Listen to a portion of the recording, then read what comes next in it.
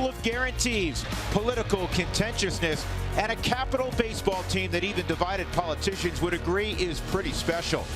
Hard to imagine the autumn amid the mid-Atlantic heat and humidity, but it's coming. And the Rockies, rearmed and a bit rested, will take measure of Bryce Harper and friends, knowing ultimately that October baseball could swing through our nation's capital. It's a late July test and an opportunity to filibuster the Nationals' run of dominance out east. Colorado, Washington, from D.C., next. And with that, we are underway, and the first pitch of the ball game from Tanner Roark is in strike one on Charlie Blackmon. Charlie's hitting an even .400 in the second half. And for Tanner Roark, his last couple of ball games have been special. He's coming off an 11 strikeout performance. In fact, in his last outing against Arizona, he had struggled for a while, but seems to have straightened things out. Last couple of ball games. With Roark, you always get a good sinker, 4-pitch mix. And that little slider's inside on Charlie. 1 ball, 2 strikes. Blackmon's second half OPS, Billy, 1264. Is that any good? That's excellent. It's still catching Bryce Harper, though. Bryce Harper close to 1,400. Good eye, 2-2. Charlie in the 4-game series in April against the Nats went 8 out of 18, including a couple home runs. He drove in 8 in that series. Rockies scored a lot of runs. Unfortunately, they gave up a boatload of runs in that series. They won the first game against Washington, and then the Nats won 3 in a row, averaged better than 11 runs a game against Colorado in the 4-game set. This ball's hit well to left field, and it'll be tracked down out there by Adam Lynn. Good contact by Blackmon. Let's take a look at the Southwest batting order on a 74-degree evening in Washington. DJ LeMahieu naturally will bat second. And then comes Nolan Arenado, Gerardo Parra, and Mark Reynolds in the middle of the lineup. Cargo will bat 6th. Trevor Story next. Tony Walters will do the catching tonight for Buddy Black. And then Herman Marquez will pitch and bat 9th. Here's DJ. He's always had great success against Washington. That fastball's up and away. DJ hitting .363 in his career against the Nats, which among active players with at least 100 at bats, that's top shelf, man. Nobody's hit better than DJ. That's a strike, 1-1. And overall, and you were part of some of this, Spilly, at Nationals Park, the Rockies have enjoyed great success. It's a good ballpark to hit in. I think right field, especially right center for a guy that likes to hit the ball opposite field, is good. And there's DJ doing his thing. Line drive, base hit, center field.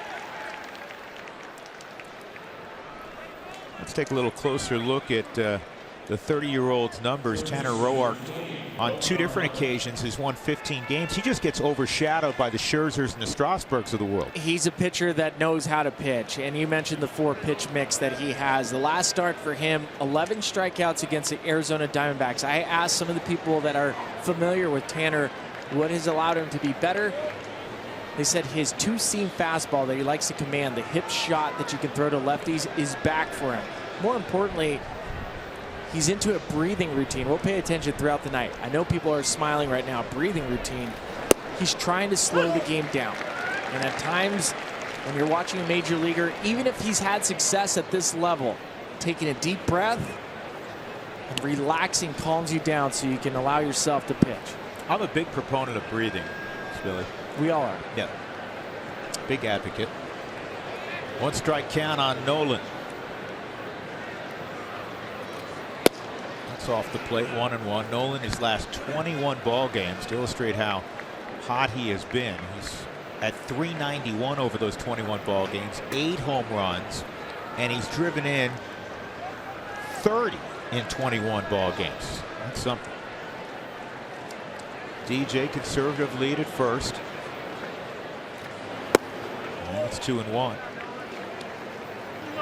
The one thing that worked well for the Rockies and the Nationals, for that matter, yesterday, the game was called early on. It wasn't one of those deals, and you've been involved in that, Spilly, where you sit around for 2-3 hours before they bang it, and the players were able to, for the most part, leave the stadium by between 5 and 5:30.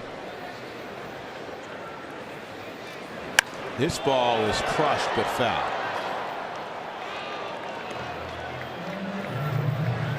One of the areas the Nationals are not super strong is on defense. They're adequate. He's a good defender, obviously, Bryce Harper. They have Brian Goodwin playing in center field. And in left is Adam Lind, who's really more of a first baseman. He's done okay out there. Their best infielder is Anthony Rendon at third base. Zimmerman, former third baseman at first, Murphy and Defoe up the middle, and the former Oriole All-Star, Matt Wieters, behind the plate. And this ball's in the air to left center field, pretty well hit, but it'll be tracked down out there by Goodwin. And that's the second out.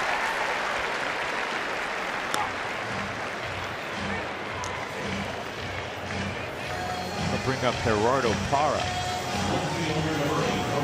Now, most of the clouds have moved on out. It really poured yesterday and last night. In fact, it was one of those days where you could have conceivably have seen, just based on the forecast and the intensity of the rain, you could have called it at noon yesterday. Yes, and it would have been fine. And actually today was supposed to be in the afternoon a little more inclement than it was. It didn't rain much this afternoon. Probably could have played a game today, but doubleheader tomorrow. The Rockies actually end up in the better end of that because Colorado will have an off day Monday. They'll get home in the middle of the night, Sunday night, Monday morning. But Washington's going to go to Miami. They'll get in very late, and they have to play on Monday.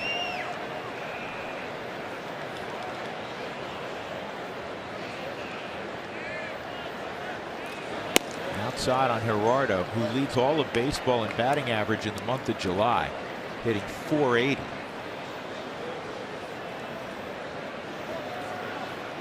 And July, he's way in front of the class. Larry Walker had a lot of huge months. .438 in 2002.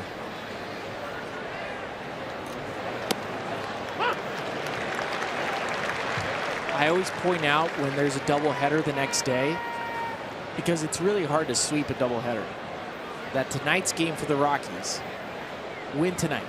You want to win a series, you want to pay back Washington Nationals for taking 3 out of 4. I know it sounds obvious, win tonight, but tonight specifically, win tonight.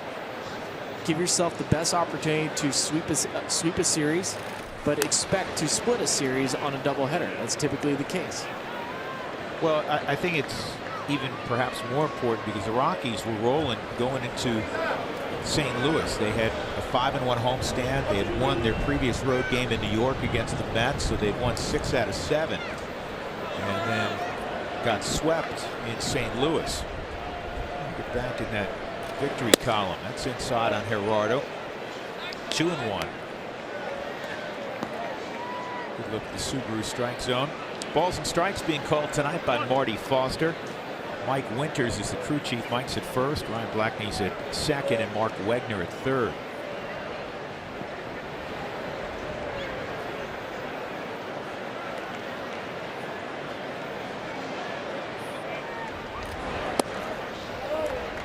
I always looked at this park, Spilly, as a very fair ballpark, maybe skewing a little bit toward pitchers. And I don't know if it's because of the Washington lineup, but you look at the numbers this year, and it's top 5. It's been one of the top 5 offensive parks in baseball this year. 271 average is 3rd. Home runs per game is 5th. This ballpark is designed for right-handers that can hit the ball opposite field and lefties that can pull. You look at the Nationals lineup, Ryan Zimmerman is a right-hander that can hit opposite field just like Anthony Rendon, and guys like Bryce Harper who can hit it out of anywhere, but more specifically Murphy at second, straight pull hitter. And it plays perfectly with the short right center for this type of team, this team on the field. 3-2, ball 4. So now the Rockies have 2 runners on with 2 outs, and that'll give an opportunity to Mark Reynolds to do some early damage. Good take by Parra. Excellent take, and there's no doubt in my mind, last year Gerardo Parra swings at this. 3-2 pitch up. Gerardo was not a guy that wanted to take a walk. He's willing to pass the baton, as Jim Tracy used to say, and pass it to the next guy. Reynolds is driven in 70. And it's called strike.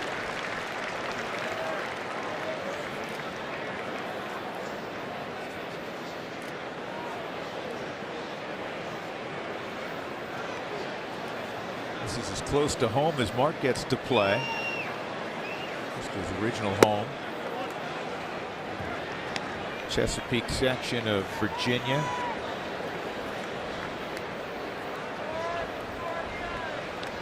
Good friends and longtime teammates, Orion Zimmerman. They grew up together.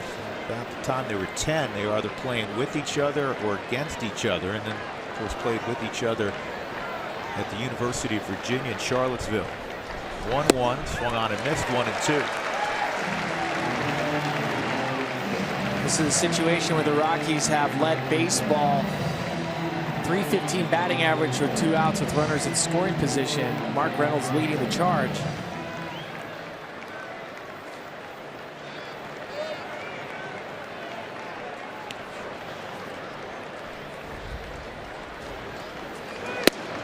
Fastball's up, 2-2. Roark is throwing to a large screen television back there, maybe the biggest catcher in the sport. Matt Wieters is 6'5", 240. Still provides a low target. And that looked like a changeup, and he gets Reynolds. Rockies got a hit and a walk, 2 men left on in the first. German Marquez to the mound when he returned.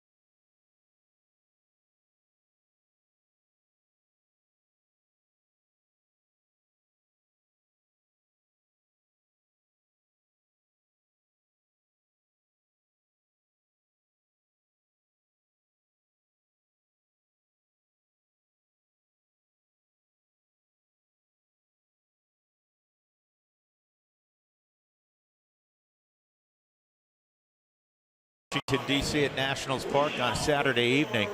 And German Marquez looking for his 9th victory of the year, has the baseball. And his last 3 ball games overall this year has been very, very good. 348 earned run average over his last 3. And Spilly, he's been really consistent. He has been really consistent, and the last 3 games, more specifically, all quality starts, 23 strikeouts in 20 2/3 innings. The most important stat for me, only 4 walks. He has made small mechanical adjustments. He's moved to the far right of the rubber, the third base side. If you listen to the pregame show, Corey Sullivan talked about it, what it does for creating angles. To me, though, it's fastball command, as with all of the Rockies pitchers, creating the sequence. And when you're facing a Washington Nationals lineup, you have to have fastball command, because then it can set up the curveball. So here we go. Brian Goodwin steps in, and he takes a fastball for strike 1. Right now, if you were to place in order the Rockies rotation based on recent performance, it's Marquez and Freeland at the top of the rotation these days. It's got to be. It's got to be. These are Freeland and Herman of late have been the most dependable.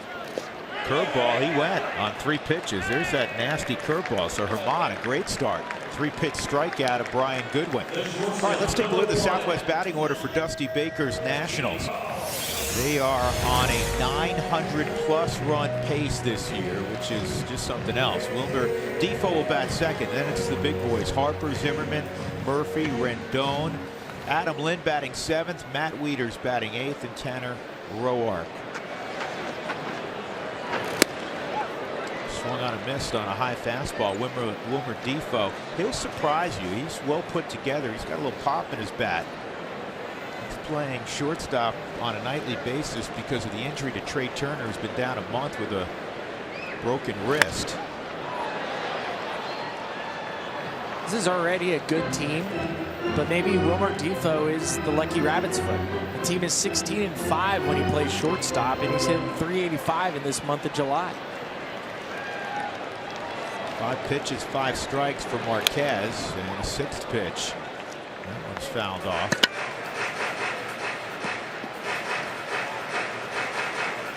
When Washington was in Denver earlier this year, they had their full complement. They had Eaton leading off and Trey Turner. See you later. That thing is nasty. Wow. What a beautiful hook that was. 2 strikeouts for Marquez. Herman's holding no punches back tonight. Fastball's on point. There's the big curveball. That's what fastball command allows Herman to get away with. This is, if you have to face this guy where you want to see him with nobody on. Bryce Harper steps up, riding that 19-game hitting streak. He's got an OPS over 1,400 in the month of July.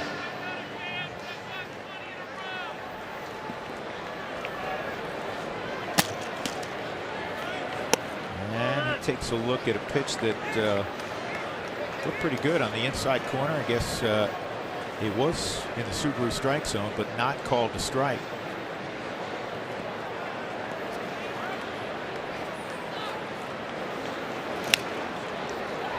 We have remarked about this on numerous occasions, whether it be Marquez out there, Freeland, Senzatella, any of the young pitchers, even John Graham. And John's really in his 2nd full season. It's been interrupted this year by injury.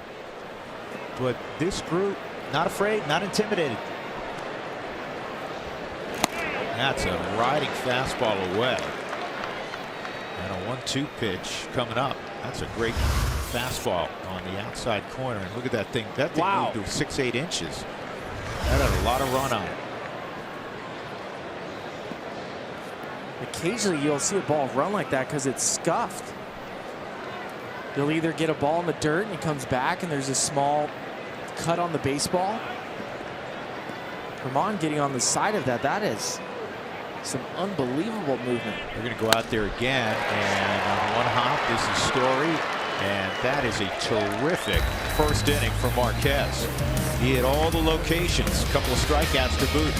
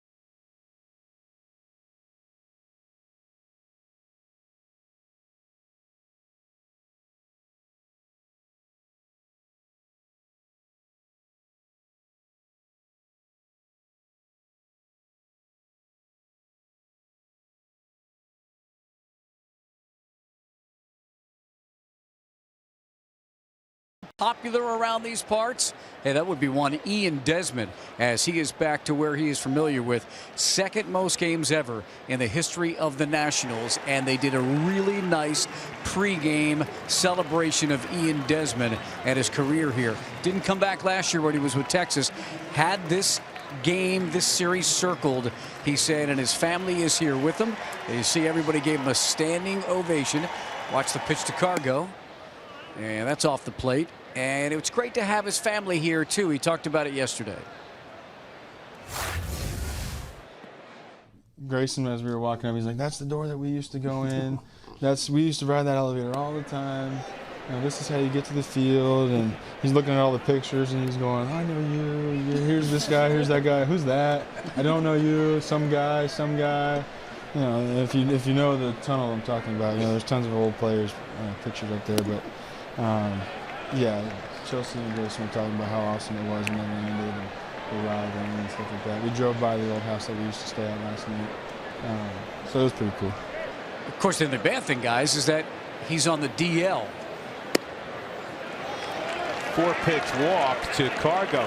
Yeah, that was really tough for Ian. It's been a tough year. This is a guy that posts up every day in his career, and this year he's been on the DL 3 different times. And Mark, he said yesterday that coming here, he knew it would be emotional, but it was even more emotional than he thought.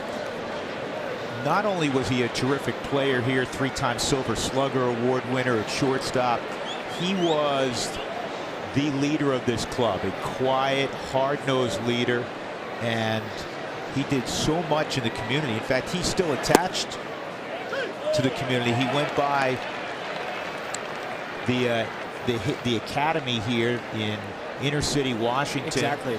That Anthony Rendon has kind of continued in Ian's absence working there, but this is a guy that always locks in wherever he is. Denver's going to see him a lot in the community, and special time, and it was a really nice tribute by the Nationals to show highlights and allow Ian to tip his cap. You see, by the way, Grayson, he has 3 little boys, beautiful little boys. You see Grayson in the clubhouse. He was pitching to Pat Vallejo. He was actually pitching to DJ. Pat Vallejo was catching him in the clubhouse yesterday during the rain. He's a chip off Daddy's old block. Let me tell you what. I had fun playing with him yesterday. We were bouncing the ball, making sure, because the Rockies added Pat Neshek, and we were trying not to hit Neshek with the baseball. We couldn't help ourselves. We were like, don't hurt the new guy.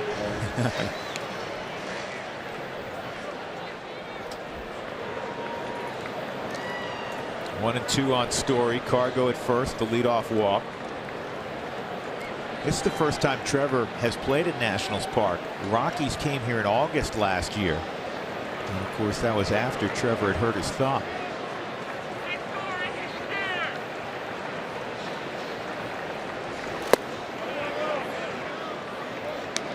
Two balls, 2 strikes.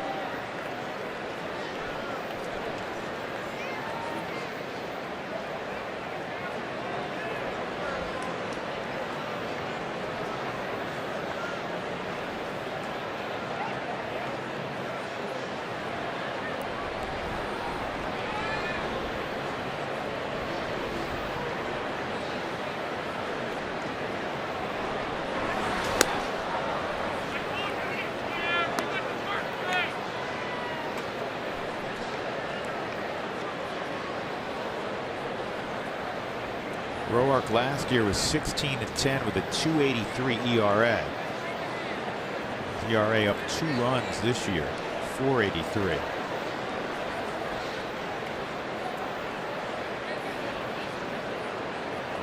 Two-two, and then Story takes a healthy whack at that fastball that was out over the plate.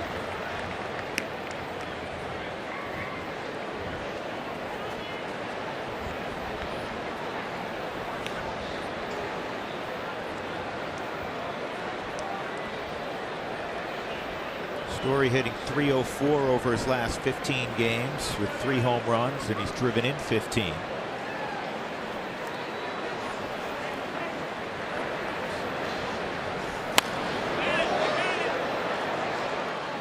Roark has always been known for his command, and this season, Roark isn't the first guy that has seen increases in walk rates, strikeout rates, and home run rates. It's basically the game that's being played this day and age. Lower batting average against him, more guys taking but swinging hard.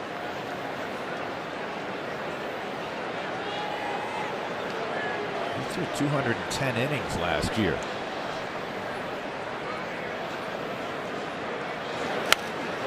Another quality swing from Story. Rockies had good at-bats in the first inning. Blackman lined out to fairly deep left. DJ had a base hit. Nolan hit the ball pretty well to left center. Was tracked down out there by Goodwin. Parra walked. And then the best pitch of the inning from Roark was that changeup that got Mark Reynolds. 8th pitch of the at-bat coming right now.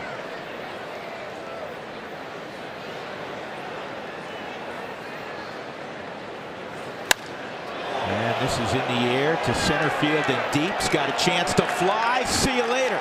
2-run home run. Trevor Story. And the Rockies take a 2-0 lead here in inning number 2. 15th of the year for Story.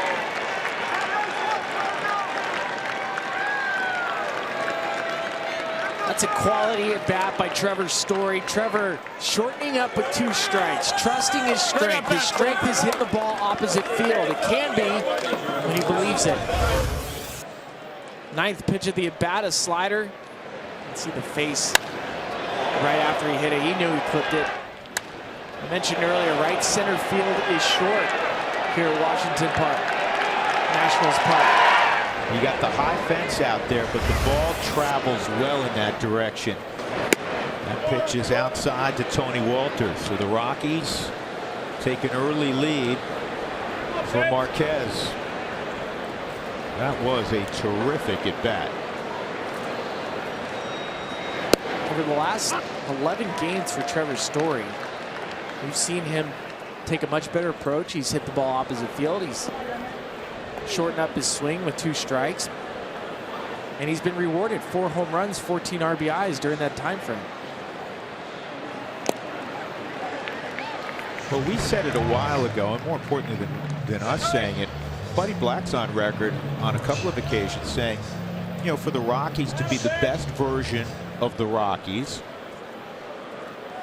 you know, you want Trevor Story playing as he did most of last year, and you want Cargo going. I mean, those are obvious statements, but we've seen signs of both of those guys emerging over the last 10 days or so. Walters, the strikeout. That's the first out of the inning. He'll bring up Marquez. Hanging slider. Roark looking for the strikeout. And because Trevor has shortened up the swing, because he's allowing the ball to travel, the slider just travels right into the barrel, into the middle part of the plate. And that's after fighting off 2 or 3 tough pitches.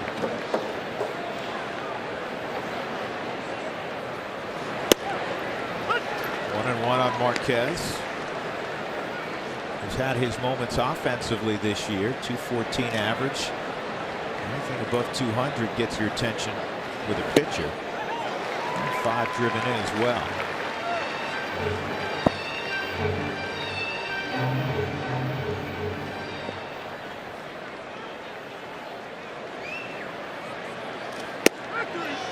And that's the second out of the inning.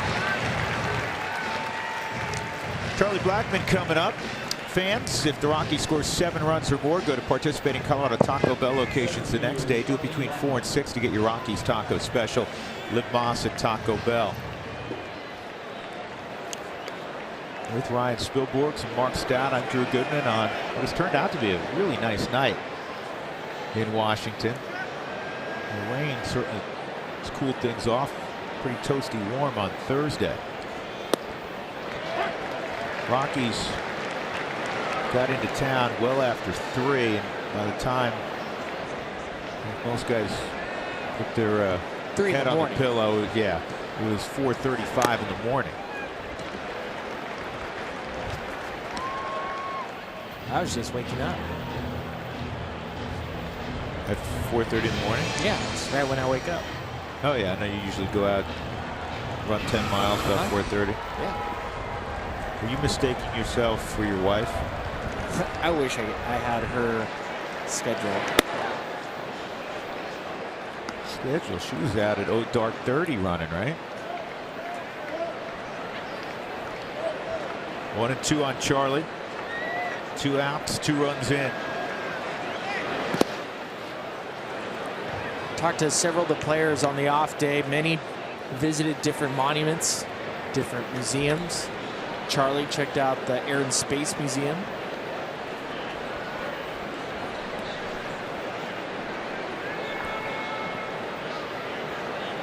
By Air and Space Museum, he slept all day.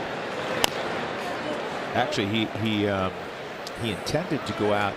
There's the Smithsonian Air and Space Museum, which is a few-minute walk from where we stay.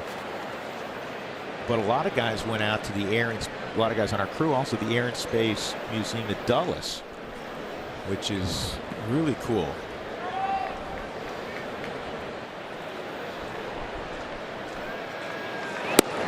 That's strike 3. 3 straight strikeouts in the inning for Roark, but first a walk to Gonzalez, and Trevor Story leads the building to right center field. Middle of 2, the Rockies up 2-0 at Nationals Park.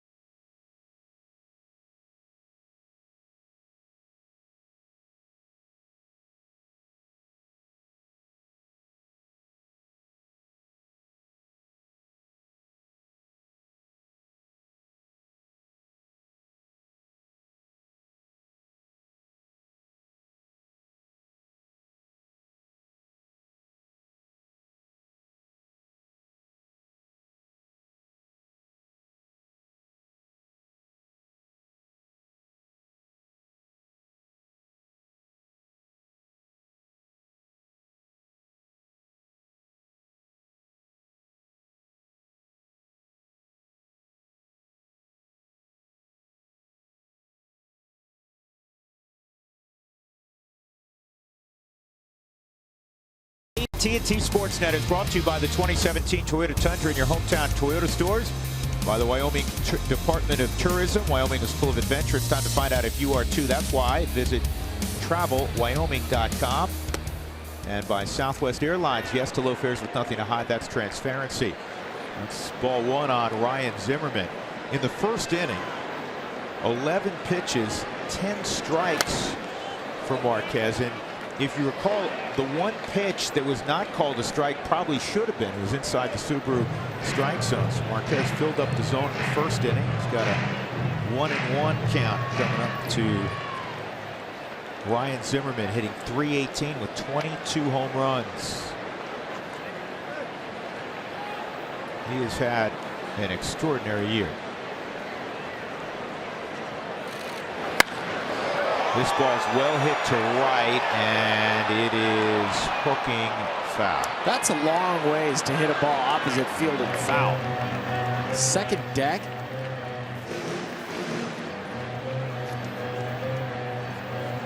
Zimmerman has cooled off a bit. Looking at June and July, a .227 batting average in July, 3 home runs and 10 RBIs. Here's a guy that 2 years ago still hit the ball hard. You can look at exit velocity off the bat, was still up there. Everybody talked about ground ball rate. Knew the curveball was coming. Zimmerman missed it by a foot, and that is strikeout number 3 for Marquez. Let's take a look at the Rockies defensively. In the outfield, Parra, Blackman, and Cargo. In the infield, Arenado, Story, LeMahieu, and Reynolds, along with Tony Walters doing the catching. Rockies with the second best fielding percentage in the National League, 3rd overall in baseball. This is Daniel Murphy stepping in with a .340 batting average. He was an MVP candidate last year in his first season in Washington. And he hits this ball on the ground. DJ's got it. Well, the Rockies made several roster moves today. Let's fill you in on those. Number 1, Pat Neshek, that came yesterday, obviously is active after the trade. Greg Holland's been reinstated from the paternity list. Raimel Tapia was recalled from AAA Albuquerque today. Carlos Estevez was optioned to AAA Albuquerque, and Jordan Lyles was designated for assignment. So those are the moves made earlier today by the Rockies. 2 outs, and the former Rice All-American Anthony Rendon will step up as you look at Tapia.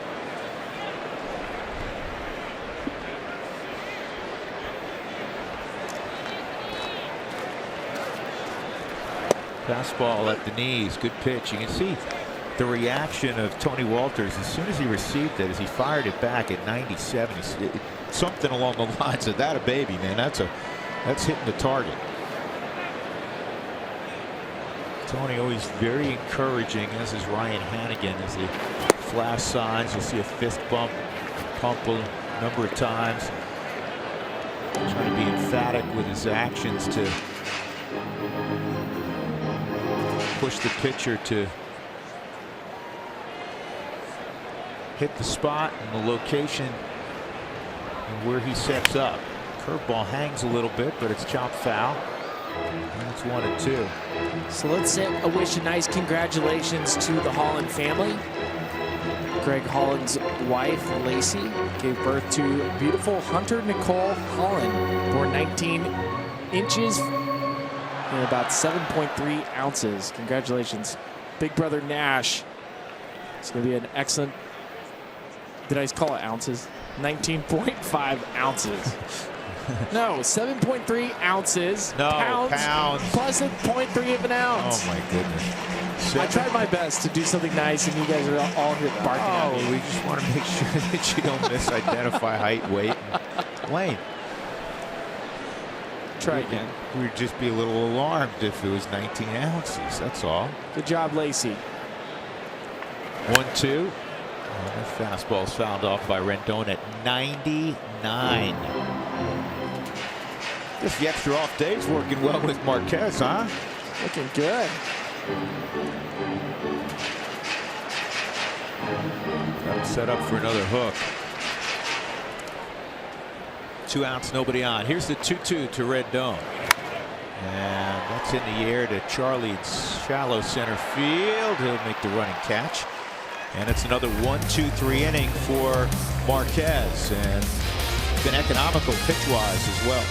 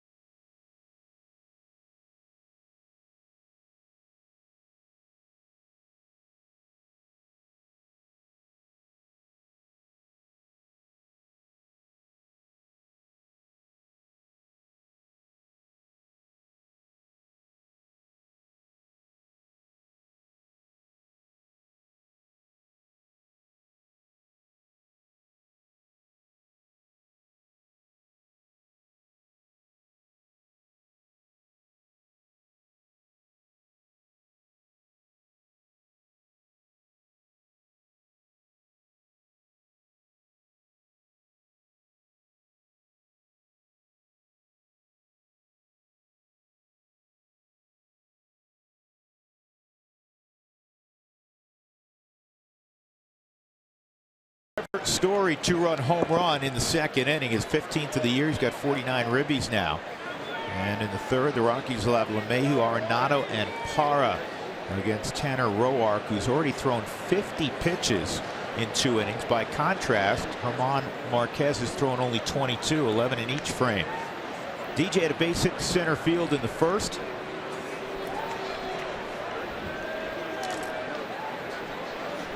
And he takes a strike at 93. Rockies trying to turn things around on the road. They've lost 16 of their last 19 away from home, and that once gorgeous road record is now at 27 and 26. Still good historically for the Rockies. 1 out. Good play by Defoe. Fans, we ask you to join in on the conversation tonight. Send us your questions, thoughts, photos. Use Twitter or Instagram at AT&T Sportsnet RM, and don't forget to use the hashtag ToyotaTalk. Nolan hit the ball pretty well to left center field in the first inning. Brian Goodwin, a couple of steps shaded toward left field.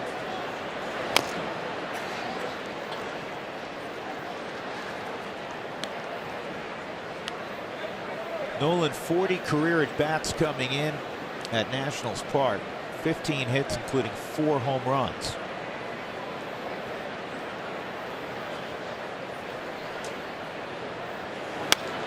And that's fouled off. You know, much has been made on some of the blog sites and in the papers that covered the Nationals and the Rockies about these two of the best third basemen in the game. Anthony Rendon, a product of Rice University. Nolan was going to go to Arizona State, but signed out of high school. On the ground is short.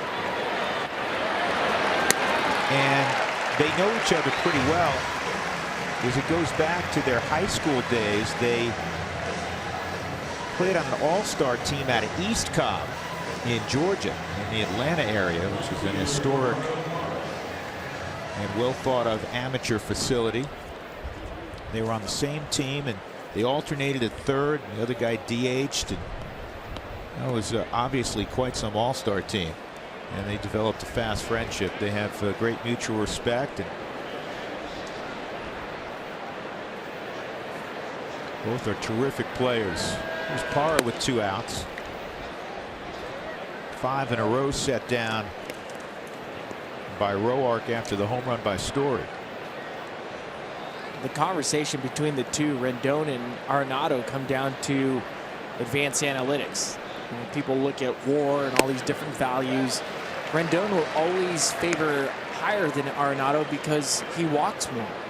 58 walks for Rendon, only 54 strikeouts, has more walks than strikeouts. That's really good.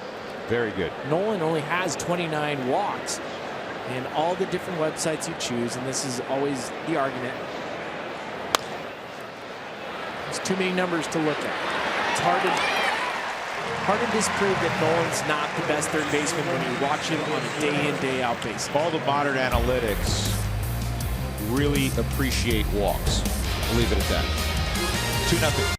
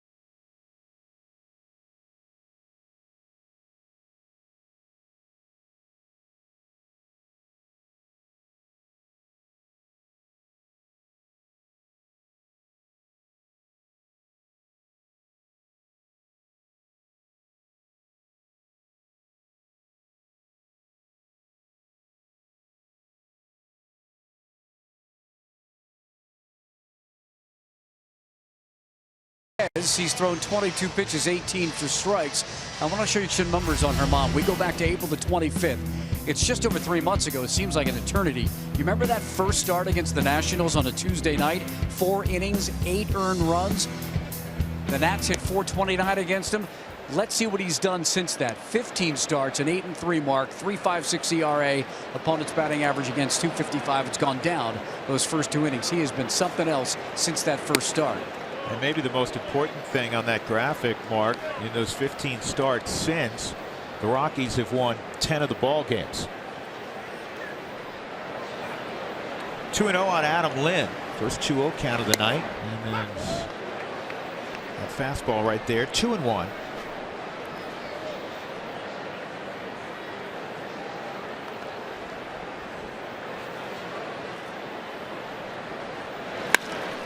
And this is lined to Parra in deep left, and he makes the catch.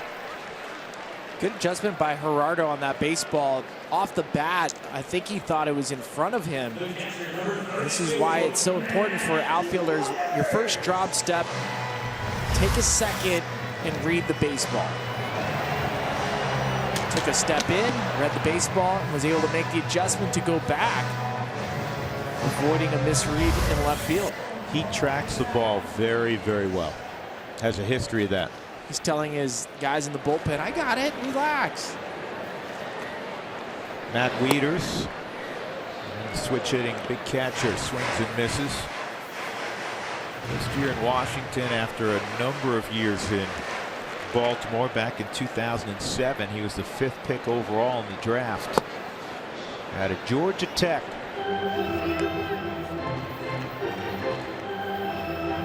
Yes, he overlapped with one Charlie Blackmon there. Germán does have dominant stuff early. That's a great pitch. A lot of movement on that fastball. 1 and 2. Right on the inside corner. Good job by Tony Wolters to reach back and present that pitch well for Marty Foster behind the plate. Man, there's Smell another you later. curveball swung on and missed. 4 strikeouts for the first 8. And I believe, Spilly, they've all been on the curveball.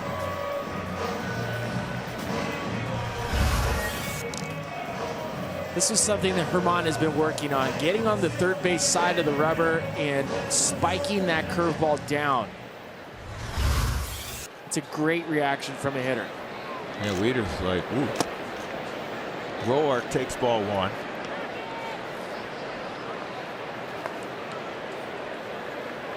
The other thing you appreciate about Germán is he pitches with great tempo.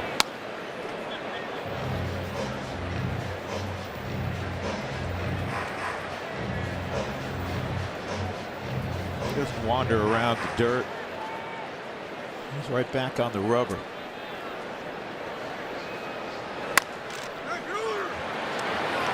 Reynolds has it, and that is another beautiful inning. 1, 2, 3 for Marquez. Rockies up 2-0. We'll go to the 4th.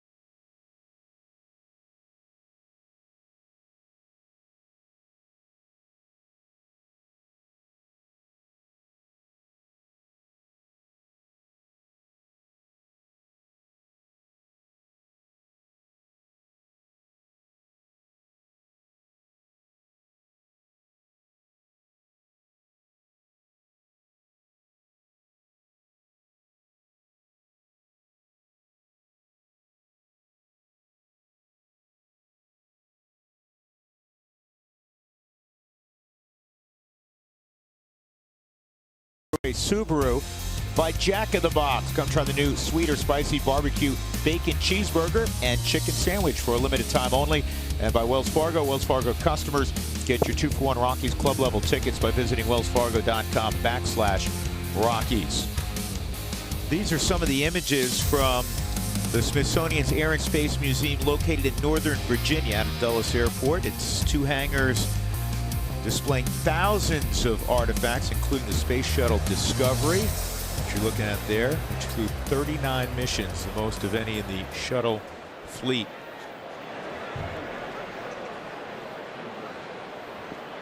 So many monuments to visit, world-class museums and museums that focus in on the great history of our country. Here we go with Mark Reynolds in the 4th. Mark struck out on a good changeup to end the first inning with 2 men aboard. He gets a slider for a strike.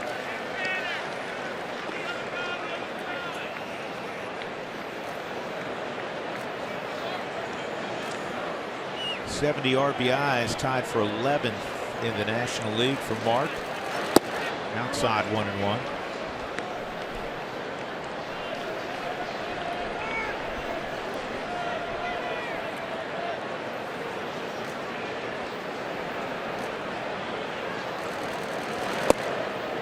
Two and 1. Rockies winning record in April, May, June, and in July they're 10-11 with 3 ball games left, all right here in Washington. The Rockies have to sweep to keep that streak intact. 3-1.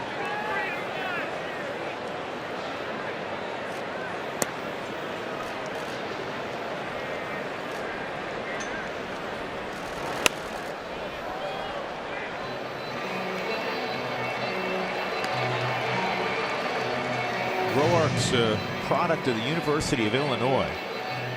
He was drafted by Texas in 2008 in the 25th round, and prior to signing he played independent ball with the Southern Illinois Miners. Swing on and miss. He gets a strikeout on Reynolds again, and it didn't go well. He pitched in 3 ball games in independent ball. In 9 2/3 innings, he gave up 25 runs. Come on, that's hard to do. I know, he had like a bowling average for an ERA. Texas still signed him. Eventually was moved to the Nationals, and he's proven to be a very fine middle of the rotation guy. Cargo walked his first time, came around on the Story home run. 3 on the right side for Washington. Outside, but still hasn't seen a strike. Roark was part of a trade that sent Christian Guzman from the Washington Nationals to the Texas Rangers, and that was in 2010. 2-0. Christian Guzman.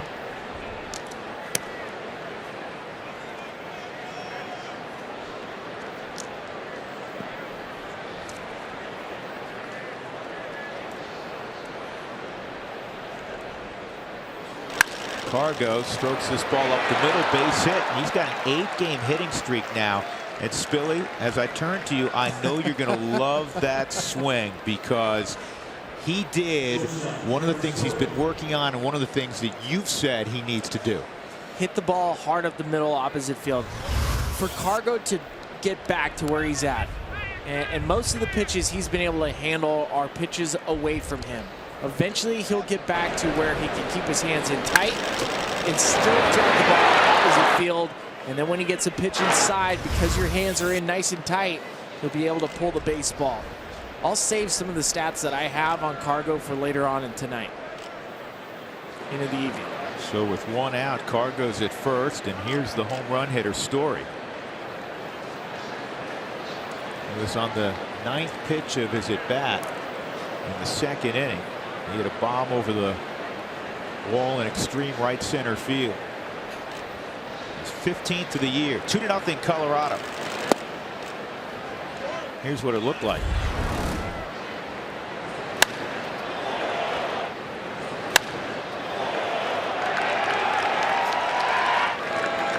More good news when Story hits a home run. The Rockies are 10-4 this year.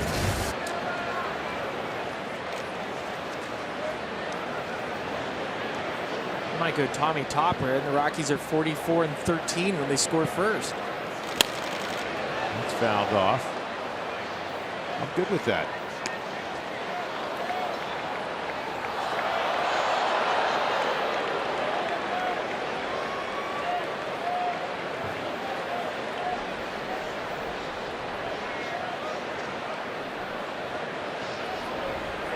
Trevor's a grinder, and I mean that as, you know, in the most complimentary way.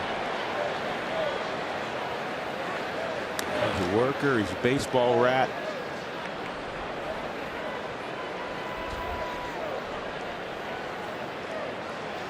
You need those guys.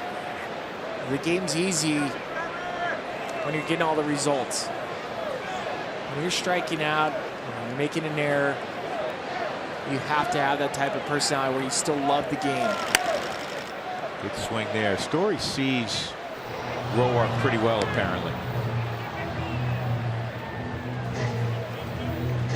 Only one shortstop, by the way, in the National League who has more home runs than Trevor's 15. That's Corey Seager with the Dodgers. He has 18. Dodgers won again, of course. What a shot. Their winning percentage is over 700. 2-2.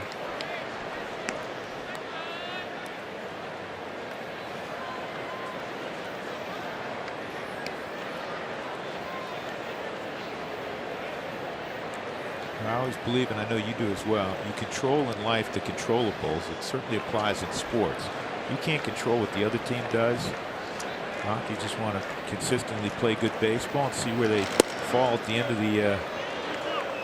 of the road. 3-2 now. Cargo does not run much, and obviously Story does strike out, so I don't know if he'll be running here. Might take a chance.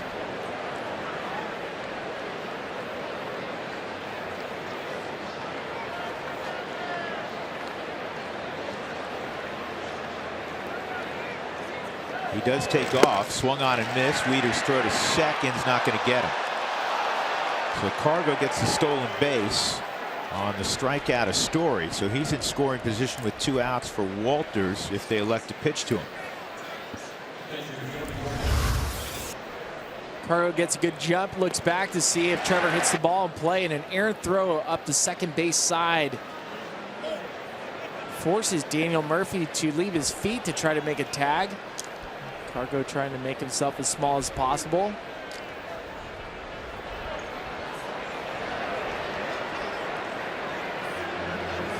They're trying their best to slow the game down to see if they can get one more look. I think it's past the 30 seconds now, so they can no longer challenge it. Yeah, it looked like he whiffed on it anyhow. So we mentioned the 700 winning percentage for those Los Angeles Dodgers. They just eclipsed that mark today with a win over the Giants. The last team in Major League Baseball to finish a season with over a 700 winning percentage, the 2001 Seattle Mariners. They won 116 games. Now is a team, famously, that didn't even win the pennant in the American League in 2002. I think the Giants want to put to bed the season. They're going to pitch to Walters. See if Tony can burn him. Inside, ball 1. Tony struck out looking his first time.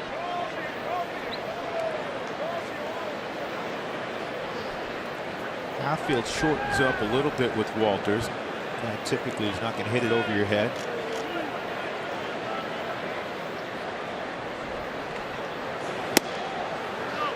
(2-0). Very rough month for Tony Walters, hitting 140 in 43 at bats. They're going to give him a walk towards first. He still has excelled with runners in scoring positions, much like many of the Rockies hitters. 297. in those situations. The next player-elect game is Wednesday, August 2nd. Celebrate Greg Holland and his baby, and buy the player-elect ticket package to get the exclusive Greg Holland t-shirt.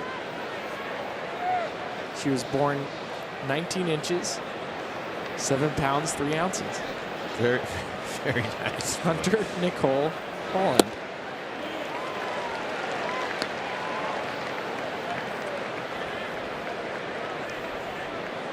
Oh, and 1 on Marquez.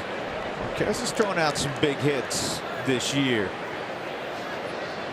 5 ribbies, and twice now he gets off speed pitches. He's way out front, 0-2. Now, if nothing else, as you always say, when you can get the pitcher out of the way in an inning, it's easier for the top of the order in the next frame.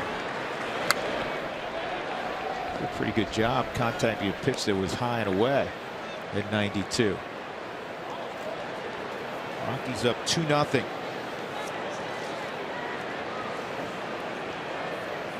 And Marquez's main job, he has been terrific tonight. 9 straight set down. So the Rockies got a hit and an intentional walk. Oh, he's still alive. Foul tip. That ball hit the dirt. All right. Take advantage.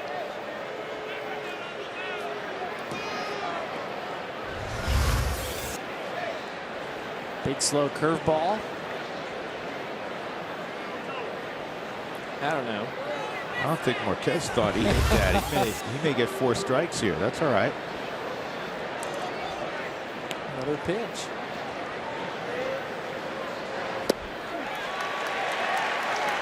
So Roark with his 7th strikeout. Rockies lead 2-0 as we go to the bottom of the 4th.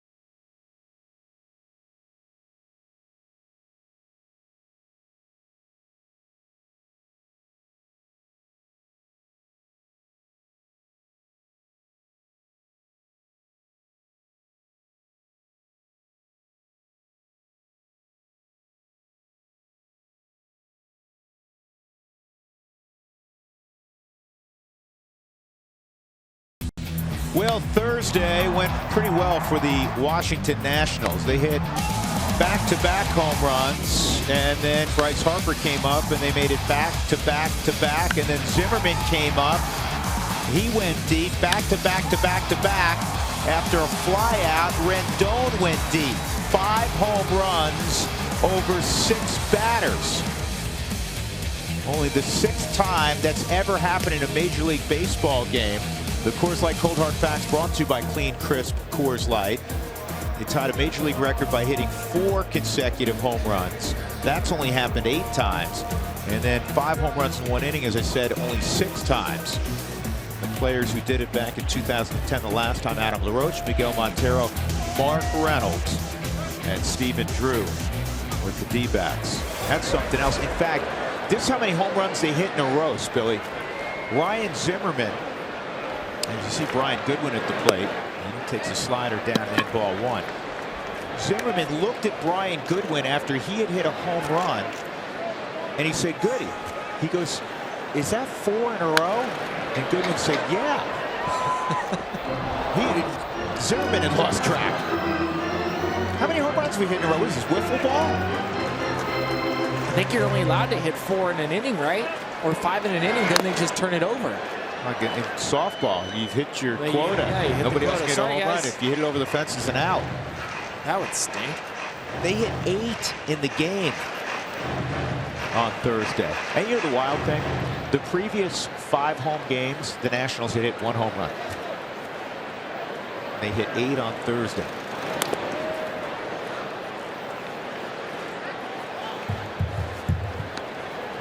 Poor Craig Counsell after the game. You take the obligatory questions about the beating. Then you give the obligatory answer. We're just going to move on and worry about the next one. Curveball just missed. And we'll have a 3-2 count. First time Marquez has had a 3-2 pitch tonight. Goodwin struck out his first time. And he lifts this ball to left field. Parra will make the catch. 1 gone. 10 in a row set down to begin the evening by Marquez. He has struck out 4. That'll bring up the shortstop, Wilmer Difo.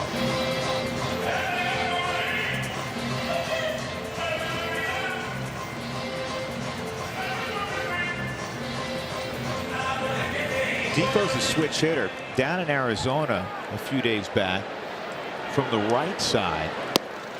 That's an offer at it. He hit the ball over the pool in right center field. And he is, as you can see, I think on your television screen, he's put together, but he's not a big guy.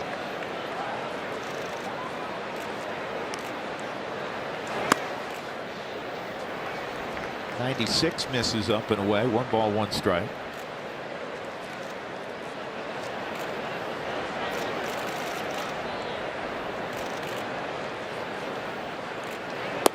Man, that's a Lord Charles right there, huh? This curveball looks fantastic. Looks tremendous. 1 and 2.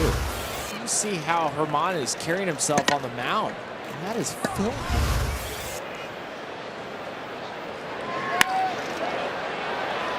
Another 99-mile-an-hour fastball. Second time he's reached 99 with his heater tonight.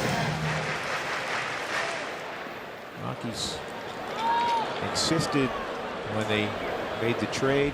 Dickerson going to Tampa Bay. See you later. See you later.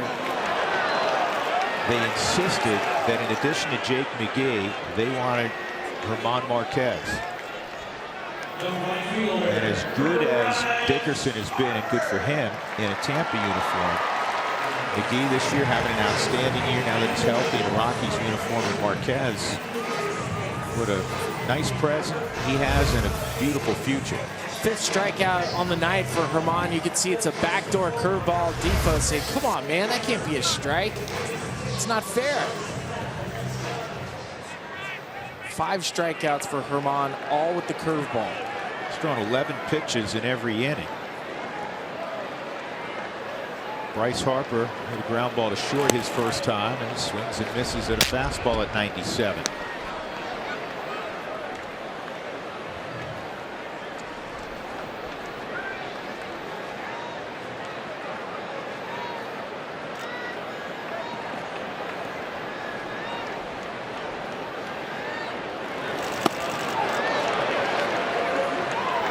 Folks, you go ahead and describe that.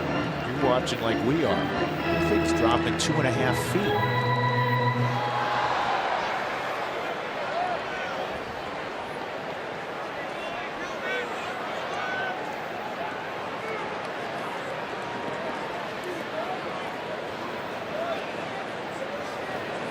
Oh, 0-2 on Harper.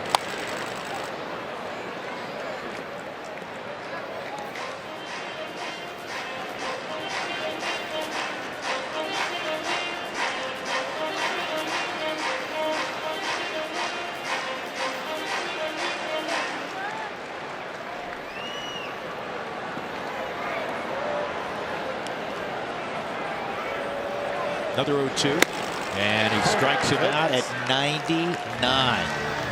What a special 4 innings this has been. German Marquez. That's the fastball, blowing it right past a guy trying to win a Triple Crown.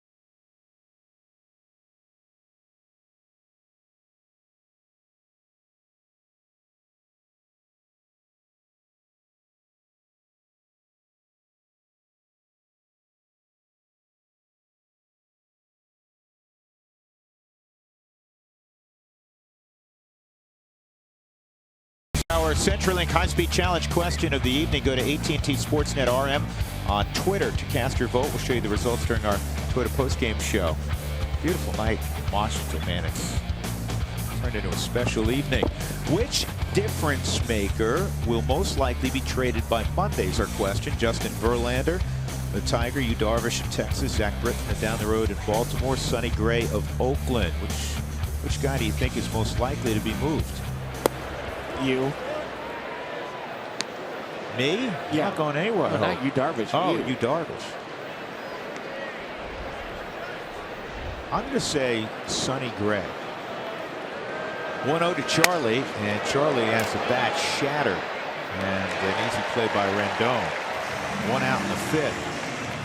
And then I'll bring up LeMahieu. My gut tells me all of those guys.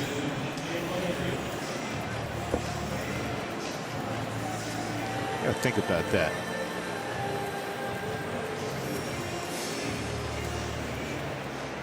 Britton, Gray, Darvish. Who was the 4th on there?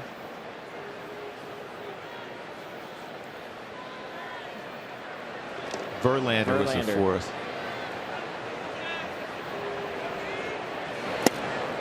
I would go, if I had to order it in terms of, I would say Sonny Gray's most likely. Okay. I would say Darvish 2nd. Verlander, then Britton. 2 strikes on LeMahieu.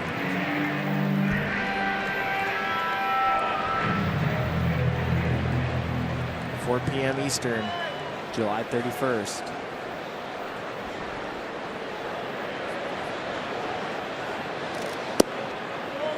It's the beauty of the wild card.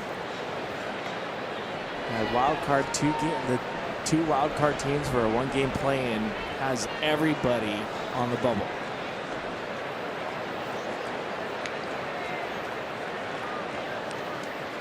One, 2. Good eye from LeMahieu. Chase pitch 2-2. It all depends always what you have to give up, and we've discussed this on prior evenings. What are you willing to give up for a 2-month rental if in all likelihood you're playing for a wild card spot, which can end after 1 ball game? And the Nationals are in a different boat, way up in the East. The Dodgers way up in the West. You know, Houston.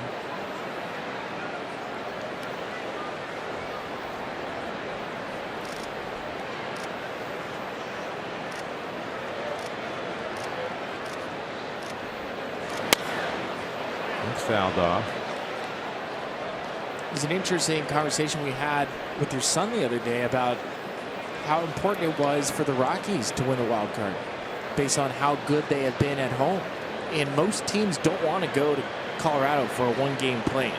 Because no matter who the pitcher is, I mean, Max Scherzer, I mean, any top shelf pitcher, this ball's lined to right. If it's fair, it's going to be extra bases. It goes foul. Let's look at Arizona, because right now, if things stay as they are, it'd be the Rockies in Arizona. And if Arizona has the luxury of being able to choose, they'd pick hold Zach back, Greinke. they'd pick Zach Greinke. Zach Greinke's a great pitcher. Zach Greinke, like a lot of other guys, is a little more vulnerable at 20th and Blake.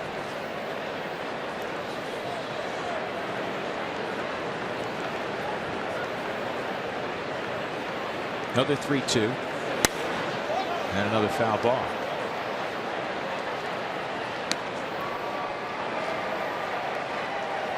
Rourke up to 90 pitches now in the top of the 5th inning.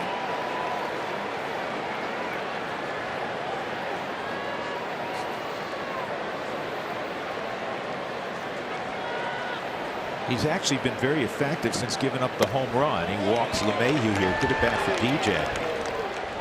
He has struck out 7, but the Rockies have, through a number of quality at bats, run up the pitch count. Here's a comparison again of the two terrific third basemen involved tonight. Nolan batting .313. The slugging percentage identical between he and Rendon. Nolan is without peer defensively. Rendon's a really good defensive player also. It's great. Nolan takes a strike. 0 for 2, fly ball to center field and a ground ball to short.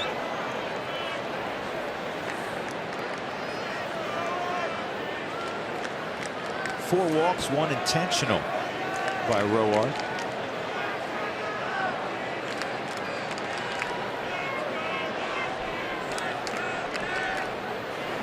And this ball is lined to right. Harper got a good read on it, and he makes a sliding catch. And Mayhew has to return to first. That's a good play by Bryce Harper. It helps to be at home, too, to have a feel for where that wall is. Off the bat, I thought this had a chance for extra bases for Nolan down the right field line. Harper, great angle at this baseball. And you're right, Drew. Knowing your surroundings, knowing your home ballpark,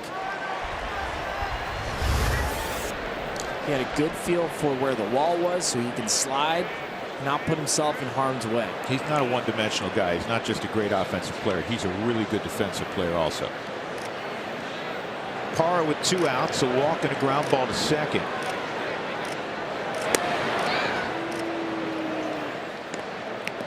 One more look at this catch from Bryce Harper.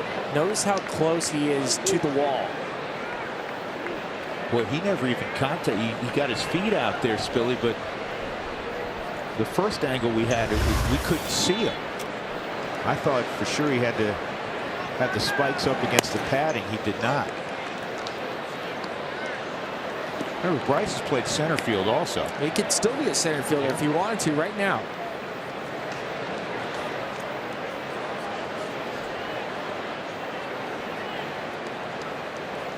Don't forget Bryce Harper, when he was doing these showcases as a high school athlete before he went to junior college, wanted to be a catcher. Behind the plate. No. 2-0 on Parra, who seems to do on a nightly basis at least one thing that impacts the game.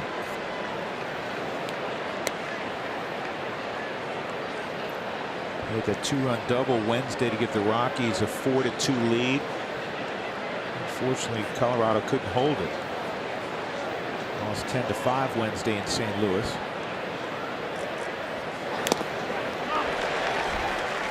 Two balls and a strike on Parra.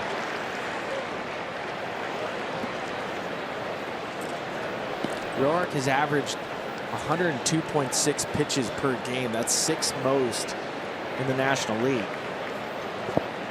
Still getting close to that that limit for him. 21st start tonight. Mentioned it earlier, last year he threw 210 innings. Durable guy, won 16 ball games last year.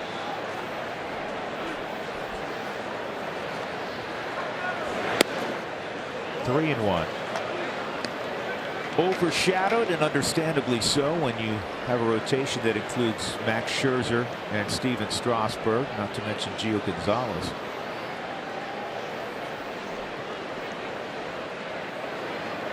Scherzer passed 200 strikeouts in that win on Thursday for Washington.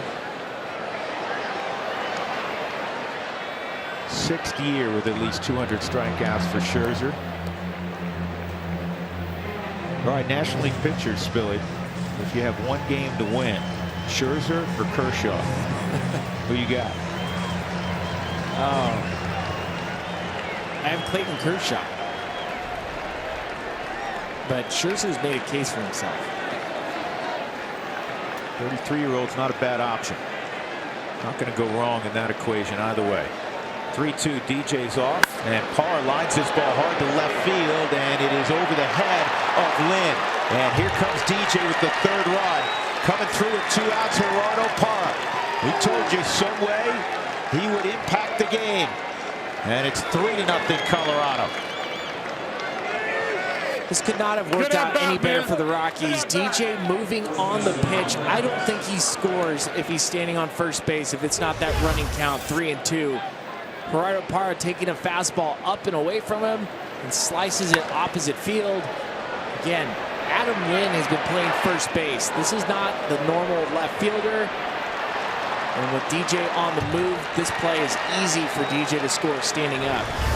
And Gerardo now has a 9-game hitting streak. The inning continues with Reynolds up there. Mark takes a strike on the 100th pitch of the night. The old baseball vernacular, could be 5 and fly for Tanner Roark.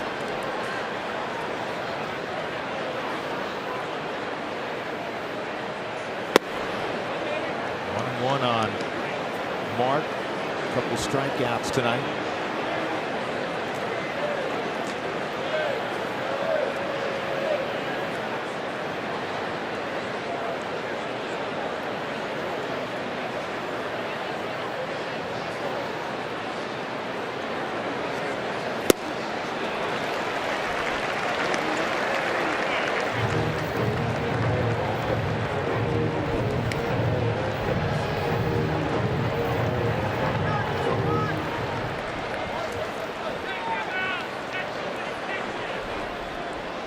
Sky overhead. Here's the 1-2, and a line drive to deep right field. Harper going back. This is over his head, and it's off the base of the wall. Parra has scored. Reynolds into second, make it 4-0 Colorado. 71st RBI for Mark Reynolds. Good 2-out hitting, 2-strike hitting. Parra and now Reynolds. Reynolds has already struck out twice against Roark, and with 2 strikes, I really didn't think Reynolds had much of a chance. I thought Roark had Reynolds right where he wanted him, but this is the difference. Mark shortens up, gets a pitch he can handle, just puts barrel to the baseball. In this location, it's missed up, which gives Reynolds that shot to put the ball in play. Mike Maddox concludes his conference, and with that double, it almost ensures, as Cargo comes up, that the Rockies are going to get into the Nationals bullpen early. Cargo a walk and a single, also a stolen base. Solis is up, or about to get up.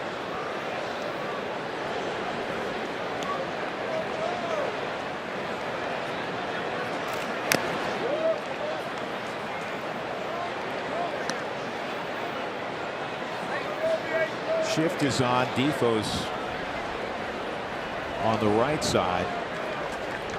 And this is an extreme shift because a lot of times the shortstop will go and just shade it to the right of second base. Defoe's way over on the right side.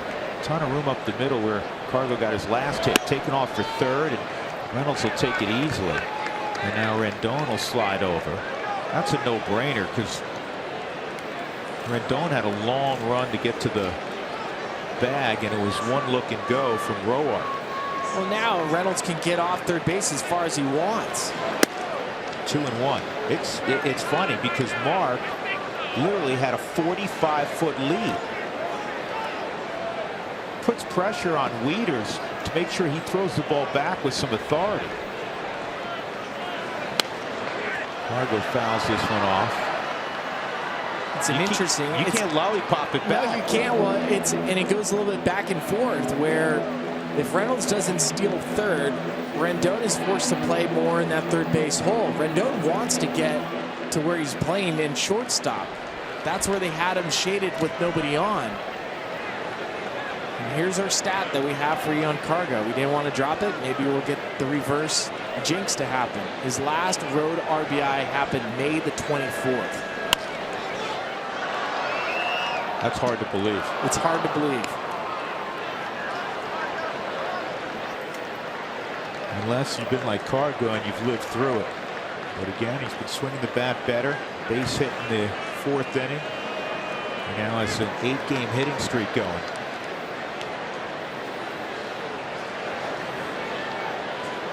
And a strikeout will end the inning, but the Rockies produce 2 more runs. A double by Parra and then a double by Mark Reynolds. Colorado leading in Washington 4-0.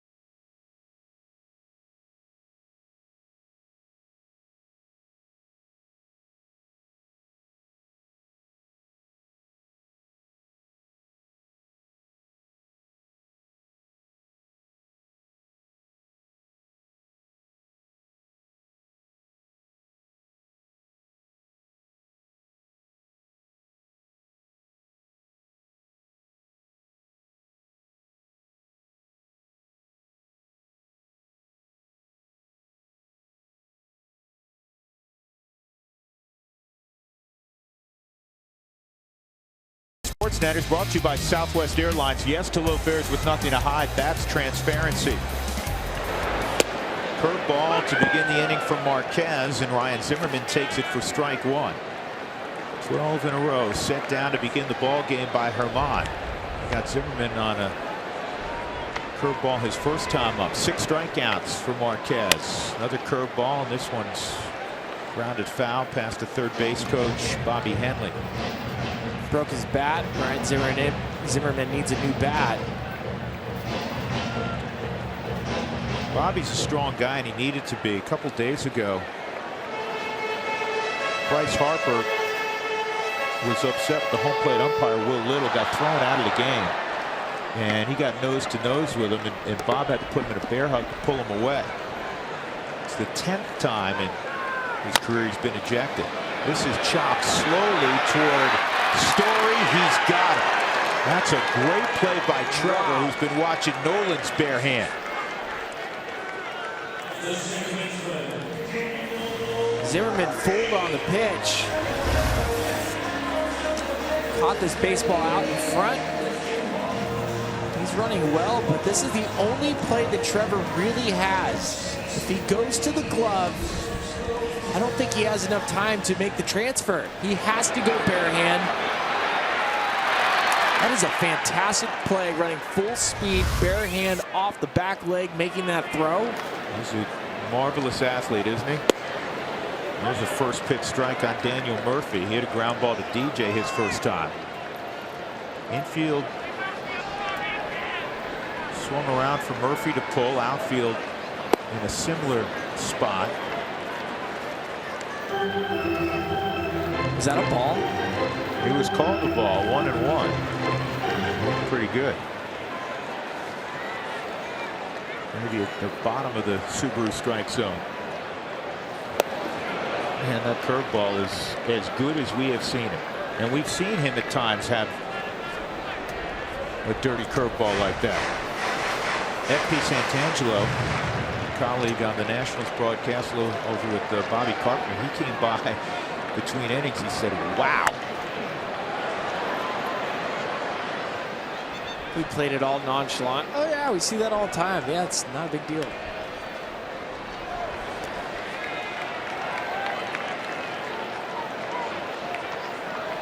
"22-year-old Omar Marquez."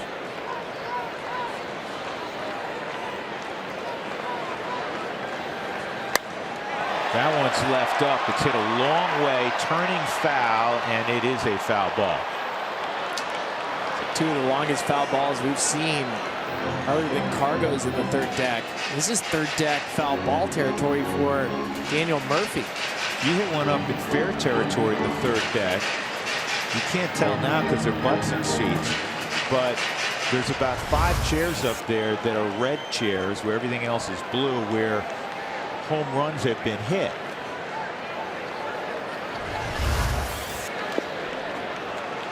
Did a better job of getting that one down. Murphy did not bite. It's 2-2.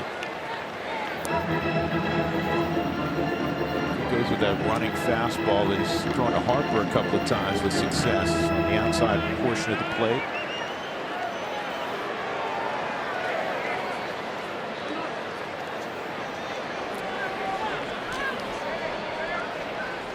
What Tony Wolters was giving Herman was dummy shakes, just trying to get him to shake his head to make Daniel Murphy think of other pitches.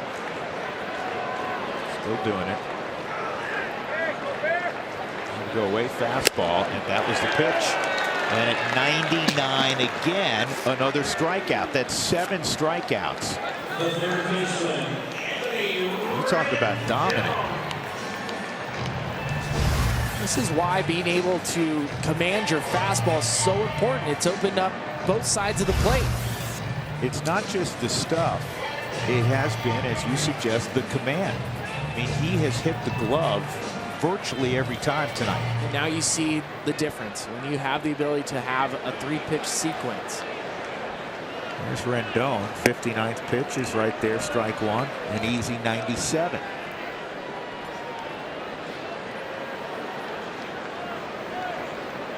Rendon hit a ball to center field his first time up. Pitch number 60. And that's in the air down the right field line. Cargo in foul ground will make the catch. Another 1-2-3 inning in the 5th. Rockies 4, Washington nothing.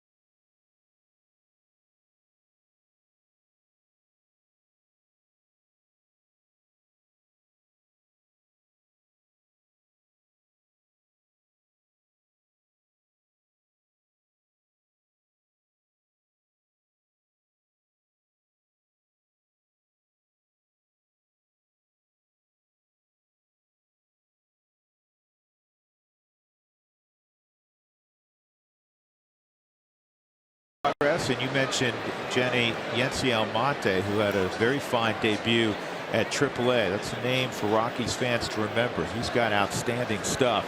This is Sammy Solis, just called back a couple of days ago from Syracuse. He's pitched 7 1/3 this year with Washington. He's got an ERA over 14. He's given up 3 home runs in those 7+ innings, and his breaking ball misses ball 1 to Story. Story, a 2-run home run in the second, also a strikeout.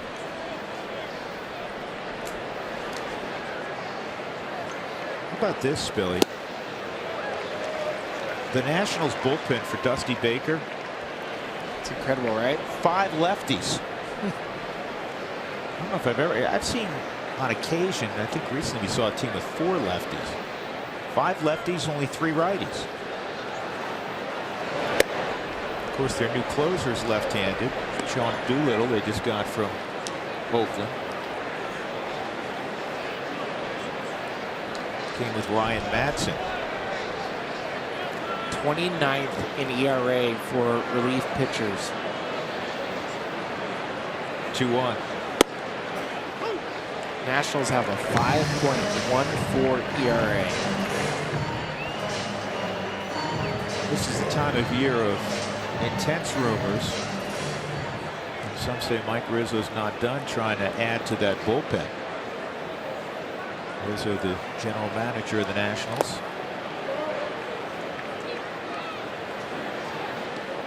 Full count now on Story. The 9th is dark and full of terrors.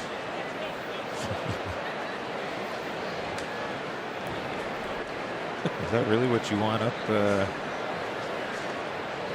over your bullpen? 1 out. I love this read. Guarantee a postseason ticket opportunity when you purchase a 2017 season ticket plan or place a deposit on 2018 season tickets. Go to Rockies.com/season tickets for details.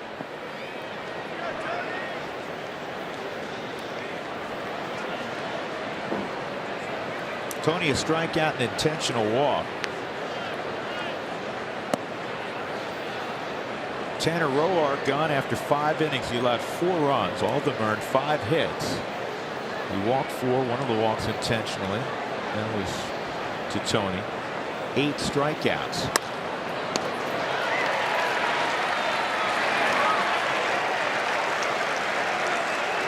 Through 108 pitches.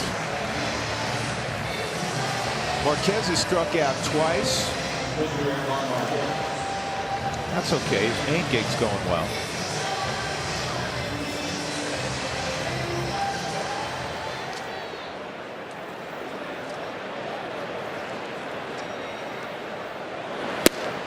Oh, look out, Mark. Oh, I think it hit him. Mark has the bat. It knocked out a chair, and Mark's okay. Oh, I think it hit him. I don't think, Mark, that didn't hit you, did it? Yes, it did. Mark, that hit you? Admit it. Did it hit you? It didn't hit me, no. That's what I thought. It hit that chair. It hit that chair. Right? I saw the chair go down. Right here. I'm good. Fans are happy. Are they? I don't know. It's Billy. Come on. I kind of lost it in the lights. It was weird.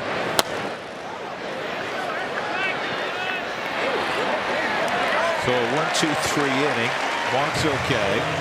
Marquez is done to end the inning. 4-0 Rockies. Come up here.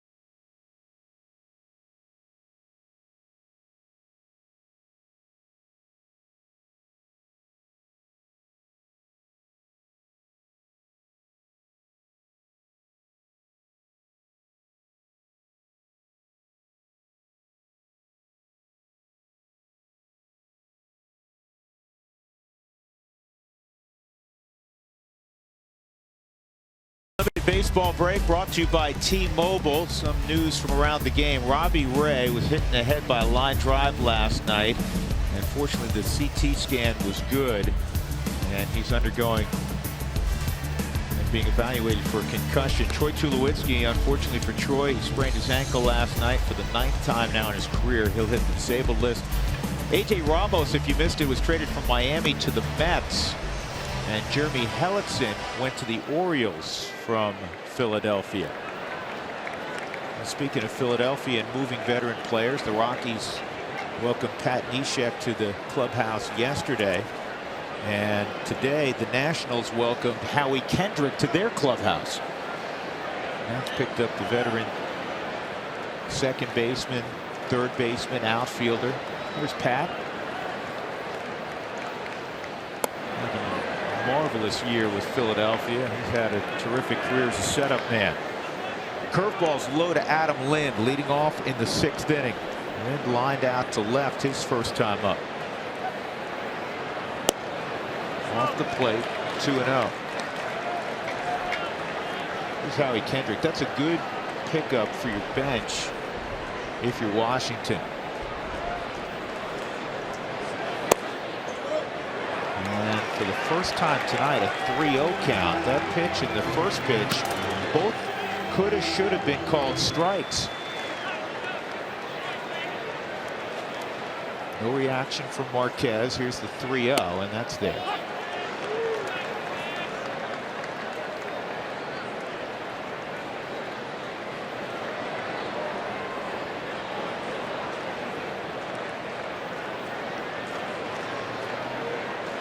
(3-1). You can tell with the giddy up for Herman, even in the 6th inning. 3-1, dead red fastball count for a dead red fastball hitter. Fouls it back.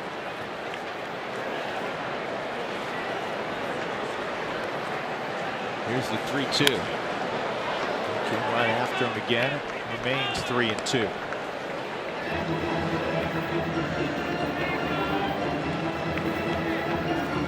Has been a hot hitter. He's hitting 7 of 8, 444 average.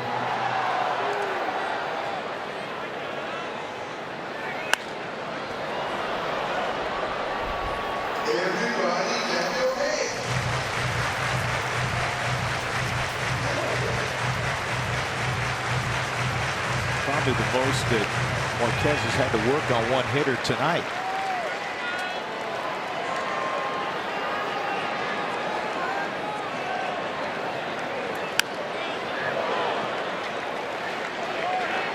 Now that pitch creeps in the back of your mind. Do you throw the curveball? You've had Lind beat with the fastball pitch after pitch after pitch.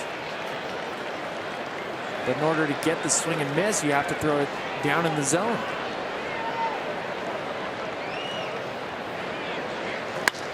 Well, that was a good fastball. That had a lot of movement on it. This is pitch number 10.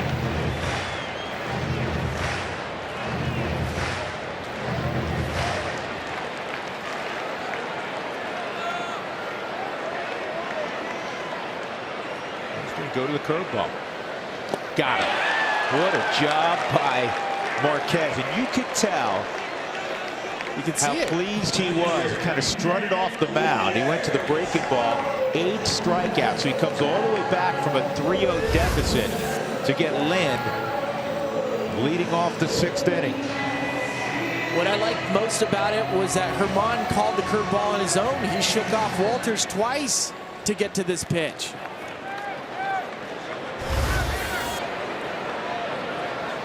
Wieters, and this curveball's fouled off.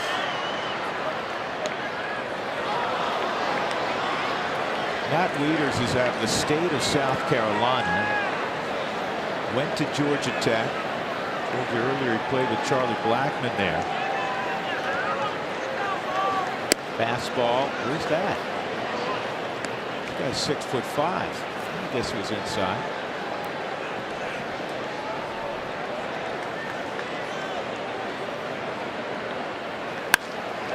Curveball line to left, base hit. That one hung up there. So after retiring the first 16 batters of the ball game, Marquez loses the perfect game opportunity with 1 out in the 6th.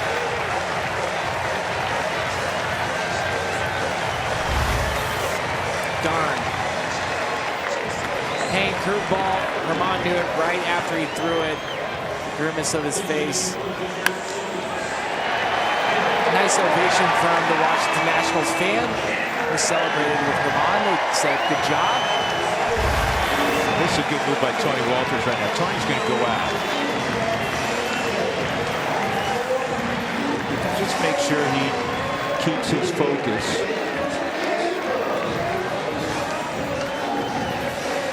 You know, it's hard to retire 16 straight major league hitters. It's really hard to retire 16 straight Washington Nationals in 2017.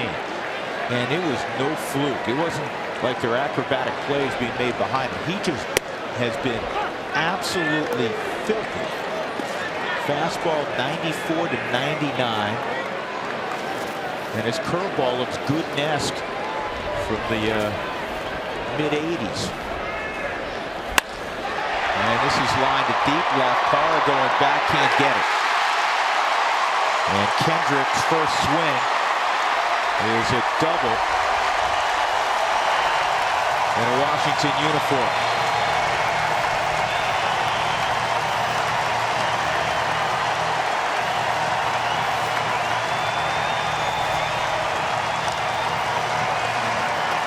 It's a good way to greet your new teammates if you're Howie Kendrick. Double off a guy that's been virtually impossible to square up tonight.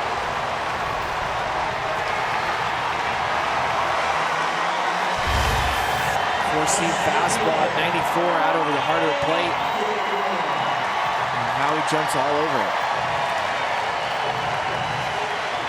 Now with 1 out, you face Brian Goodwin.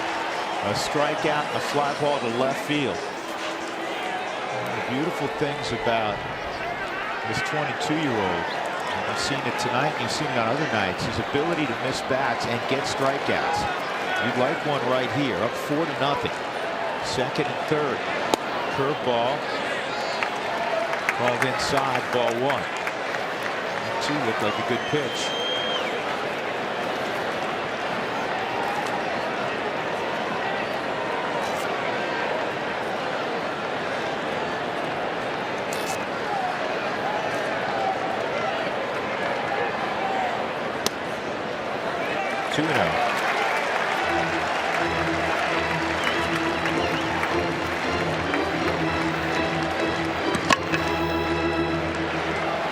Both pitches taken right off the Subaru strike zone.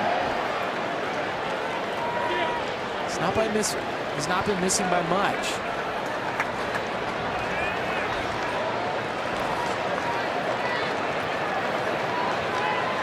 Goodwin's got pop. He's hit 10 home runs. Goodwin, another first rounder in this Nationals lineup. Drafted in 2011 out of Miami-Dade City College. Miami-Dade South Community College, and his first year in college was at North Carolina, Chapel Hill. Played there and was a freshman All-American. Transferred to Miami-Dade and was a first-round pick out of Miami-Dade. 2-0. Good pitch at the knees.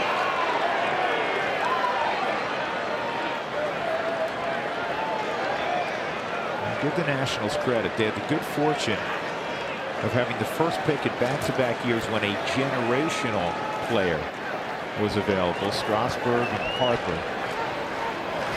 Good changeup. We haven't seen that tonight. Is that the first one? It has to be, because this is the 3rd time through the lineup, and Herman likes to unveil a new pitch. First 2 times through the lineup, it's fastball, curveball. He did go to a changeup right there. Screw, that's got to be so difficult to find the feel for it. You haven't thrown it in 2 hours since your bullpen, right? Well, that's why you have to trust all the side work you've been doing for the last week in between starts. Maybe in between innings he's thrown 1 or 2. He's probably thrown 1 tonight. saving it for this third time through the lineup. See if he can miss the bat here. 2-2 against Goodwin. Boy, that was a terrific location at 98.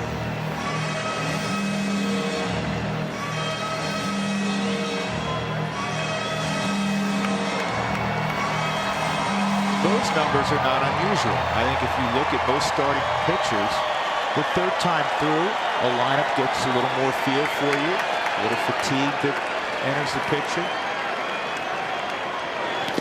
Good block, really good block by Tony. 3-2.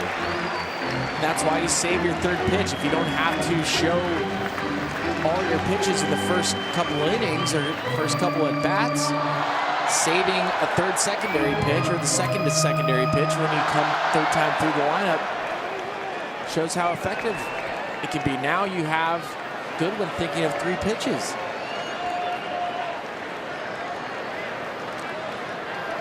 Weeders at third, Kendrick at second. 3-2, see you later. Philly, you nailed it.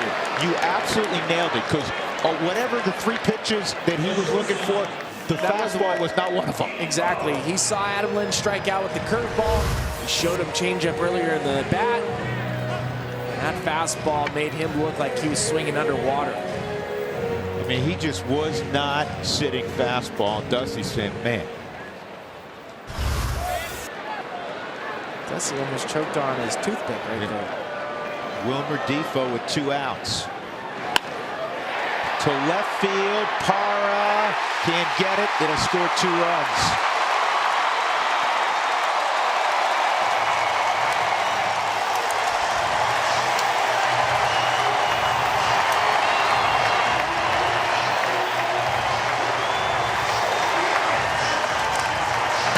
Two-out opposite field base hit from Defoe.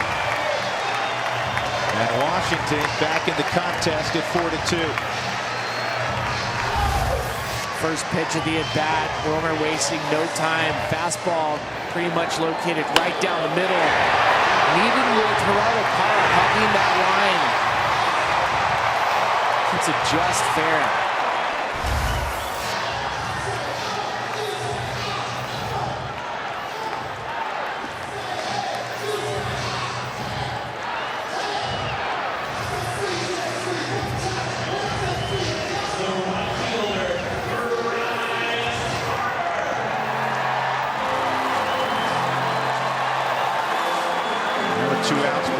Will come up, a ground ball to short and a strikeout.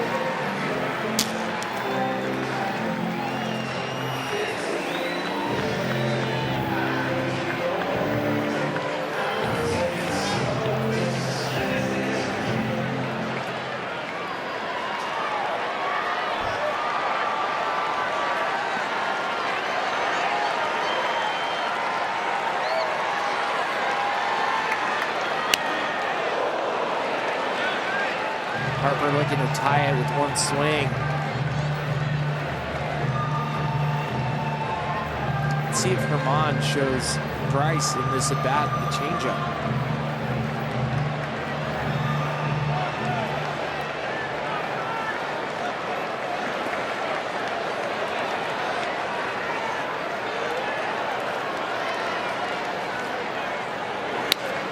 Great fastball location again at 98.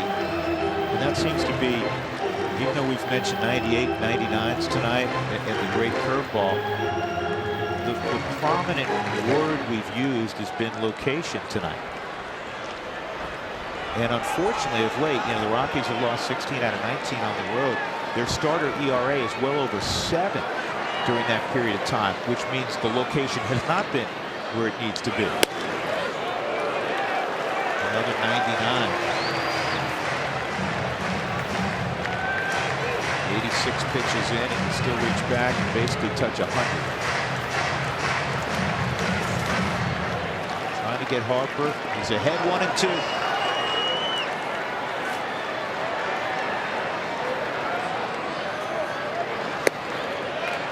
Overthrew that curveball. He has not done that many times tonight, if at all. If I can point back to one at bat this inning, it's been the Adam Lind at bat. talking 10 pitches just to get through Adam Lynn. Got him on a high fastball at 98. Unfortunately for Marquez, not only did he lose the perfect game, but he lost the shutout when Defoe dumped one into left field just on the fair side of the line. 4-2.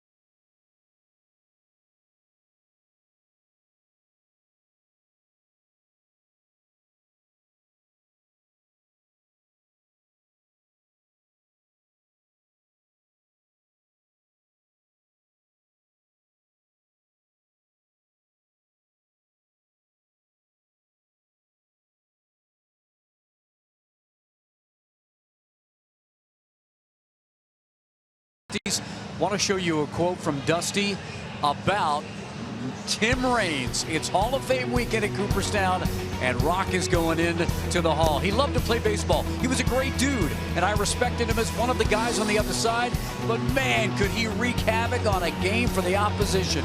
That's Dusty Baker on Tim Raines. Raines, one of 3 players getting enshrined tomorrow. And Dusty Baker knows all about him because he played against him, and of course he managed against him.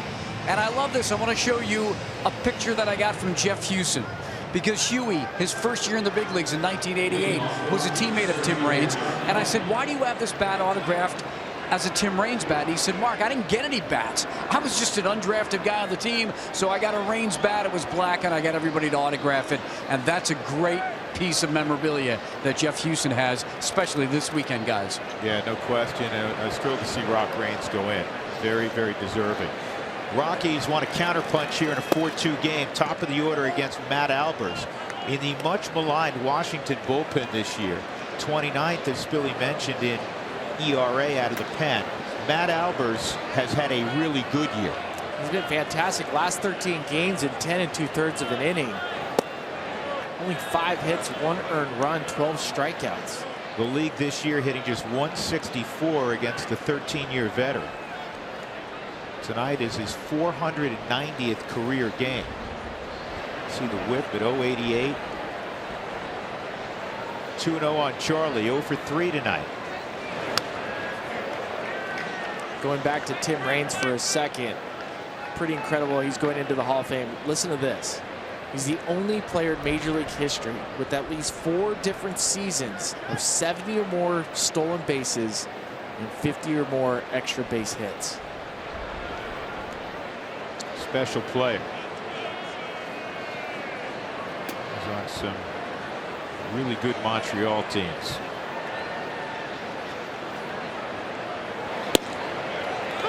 Two and two.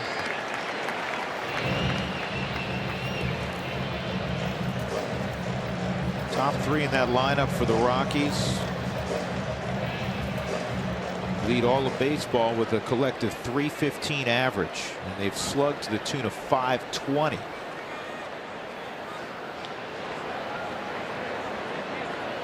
Two, 3-2 on Charlie.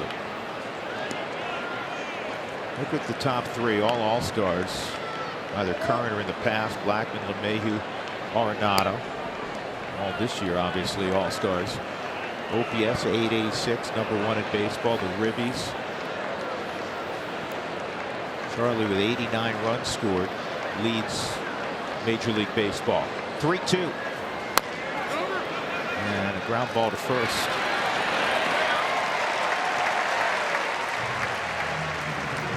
Rockies baseball is always live at the MLB.com and Bat mobile app. Stay connected all season with video highlights, stats, news, and more.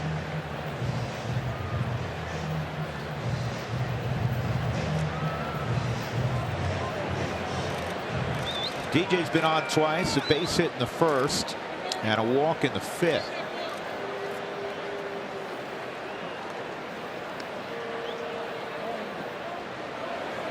Since we have a second to talk a little more, Tim Raines, 808 career stolen bases. 84.7% stolen base rate. He rarely got caught. Anything above 75% is strong. Outside ball one on LeMahieu.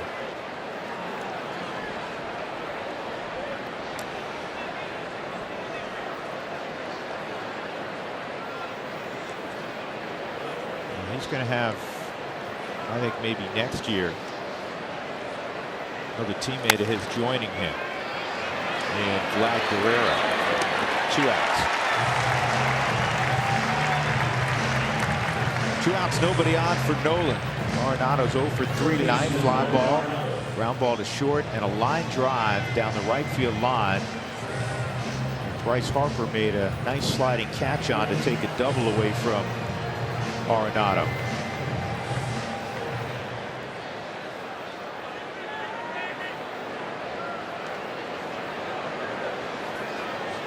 Doesn't take a lot to get Nolan ready to play. I know he loves to play. Especially gets geeked up to play elite talent. Washington's got elite talent.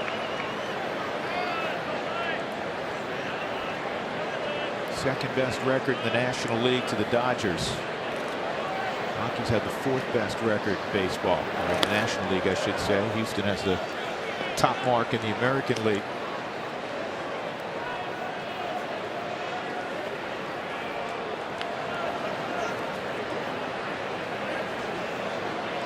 No action in the Rockies bullpen. Mid-80s pitch count for Marquez. But he'd love to see him get through 7, and then you may see Pat Neshek for the first time in a Rockies uniform in front of Greg Holland. I'll tell you, with the rain out last night, if you look at Herman, he was really beneficial to the Rockies in that Greg Holland returned from paternity leave.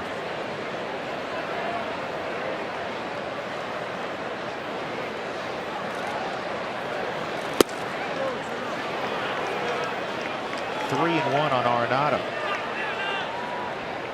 How about Matt Albert's season this year? First 2 saves of his career. He's pitched 13 seasons. He had a 6.3 ERA last year with the Chicago White Sox.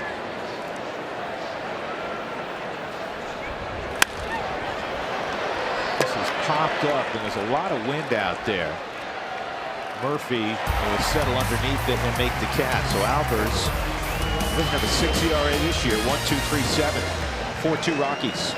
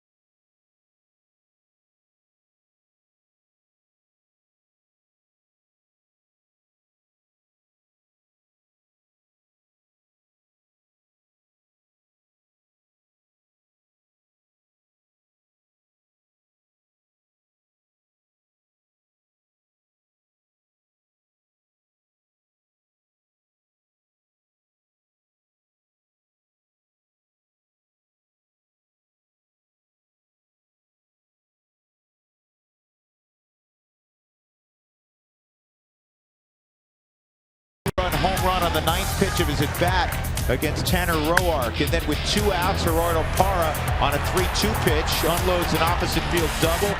DJ comes around, and right behind that, behind 1 and 2 in the count, an opposite field double for Mark Reynolds, and Parra would score. The story of the night, though, has been German Marquez. He retired the first 16 Nationals before an opposite field soft single by Matt Wieters. Then Howie Kendrick a line double to left center field. And with 2 outs, Wilmer Defoe had a base hit to drive into 2 runs. Story long throw. He got behind it, and he throws out Zimmerman. 1 out in the 7th. And that will bring up Daniel Murphy. Consecutive batters retired to start a game in Rockies history. Chad Bettis retired the first 18 2 years ago in Philadelphia before giving up a hit. And then Tyler Chatwood earlier this year, in that gem he threw at AT&T Park, retired the first 17. And tonight, German Marquez matches Juan Nicasio, Sean Chacon, and Jason Jennings, retiring the first 16. Splendid outing so far. Murphy a ground ball to second and a strikeout. 10 strikeouts tonight for Marquez. That changeup looked pretty good, but that low strike not being called by Marty Foster.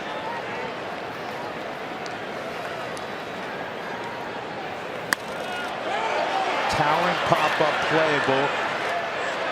Behind the plate is Tony, and he makes the play. Tony's such a good athlete. He hung with that. Style points for the sliding catch.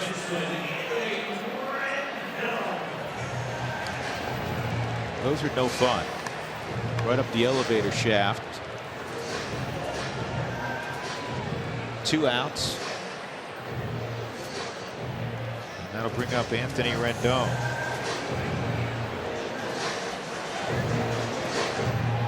Rockies lineup's rolling. The opposition dugout looks and says, man, there's no breathing room. And it's the same thing when you face this Washington lineup. Rendon, a guy like Lynn hitting 7th. I know Wieters isn't having a great offensive year. You're talking about a 4-time All-Star. There's Pat Neshek getting loose. Mike Dunn is with him on the left side.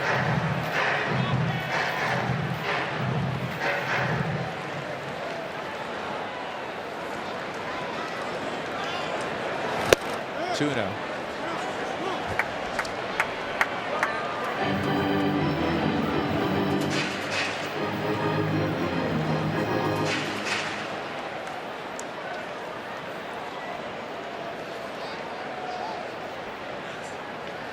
Good pitch.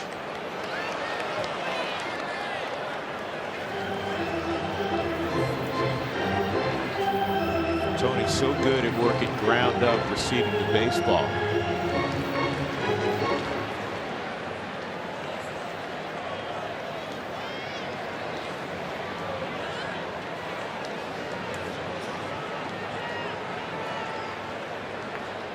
Changeup, 2-1.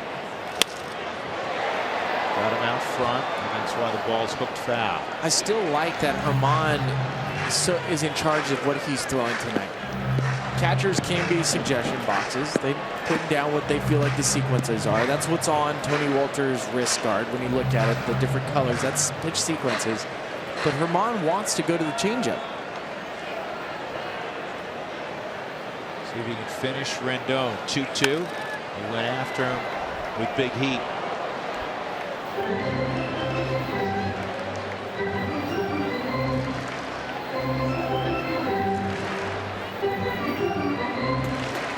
You'll see young pitchers not want to throw their 3rd best pitch. He wants a curveball, and it's outside 3-2. I wouldn't be surprised if he goes back to it here. Doubles up on what has been an outstanding pitch for him tonight, and it typically is. Gets a shake. Go fastball away. Good pitch, high fly ball, right center field, and Charlie makes the catch. A 1-2-3 seventh inning. Nice job by Marquez. We move on to the 8th. The Rockies up 4-2. What a performance.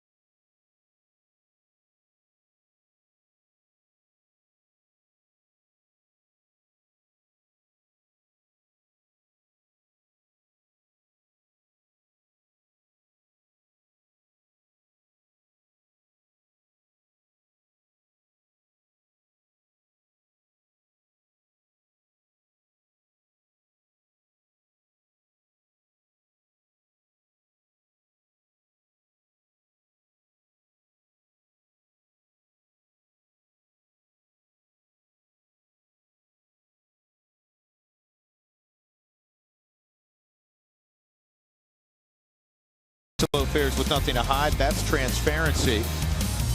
By UC Health, live extraordinary. And by Lodge Casino, your first choice for fun.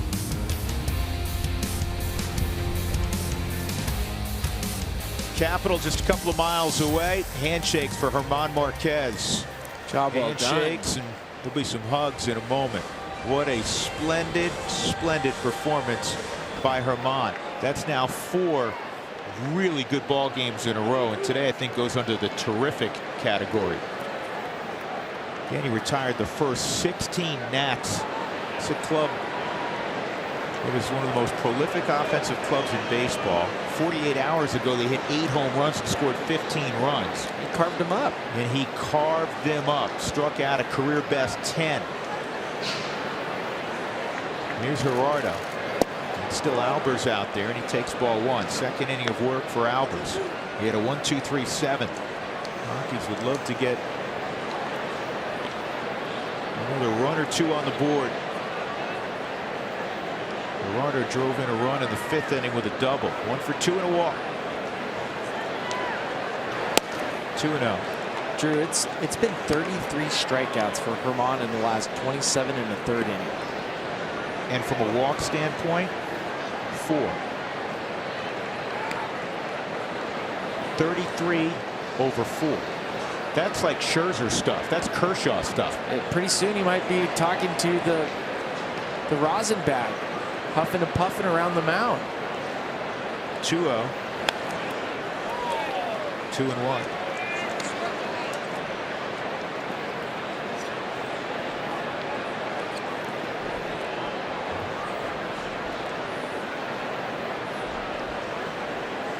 Two-year-old German Marquez. He may be 22. He's not getting tired though here in late July, is he? Been fabulous.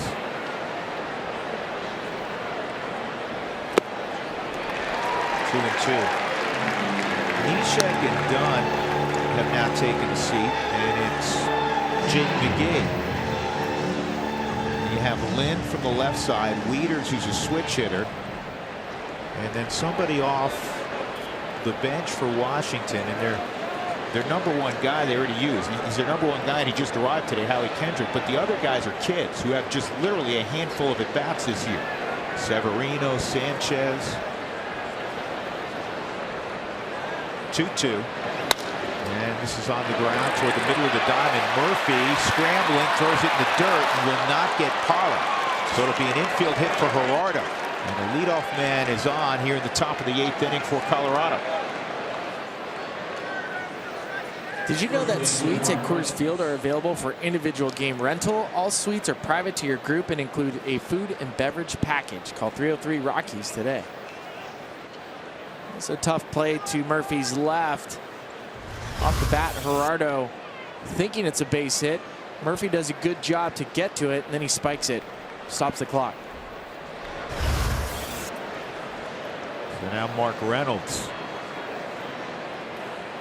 2 strikeouts and a big booming double off the base of the right field wall from Reynolds to drive in Parra. That was in the 5th inning. At that point, the Rockies took a 4-0 lead.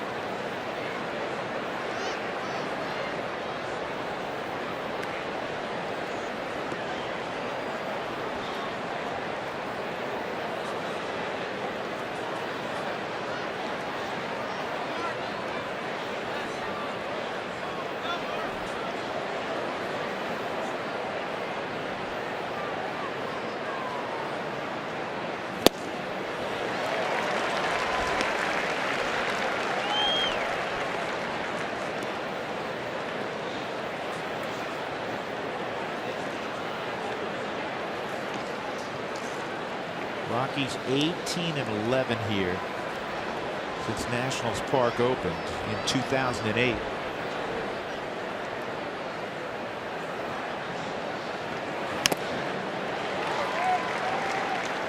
So tonight, Marquez strikes out 10, does not walk a batter. The only other time a rookie has had 10 or more strikeouts in a game without walking anybody.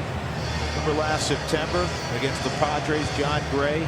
Team record 16 strikeouts and didn't walk any Padres that night. The only 2 times it has ever happened for a Rockies rookie. 10+ Ks, no walks.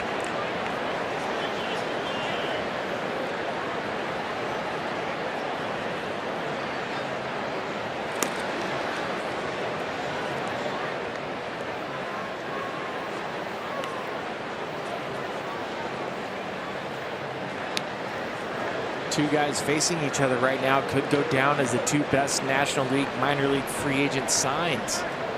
Mark Reynolds and Matt Albers.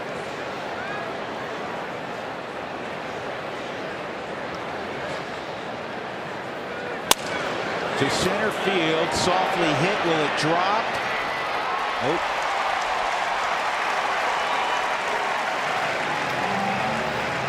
Defoe got there, 1 out.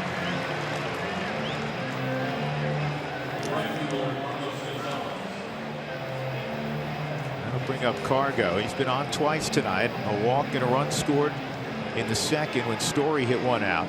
Singled, stole a base in the 4th, struck out swinging in the 5th. Really, I think for a lot of relievers, and Albert's been around a long time, 13+ years. Other than the real elite ones, you know, the Jansons of the world. It's 1 good, 1 bad, 1 good, 1 bad, or let me be a little more. No, last year was bad. Okay, last year was bad, but you know what I mean.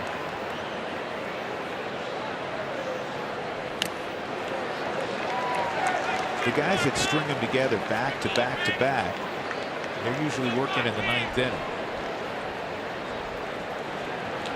I was talking to Pat Neshek yesterday, and he was telling me since 2010, he originally came up with the Minnesota Twins. 7 different teams. I mean, it happens. And that's the life of a reliever. It's more typical.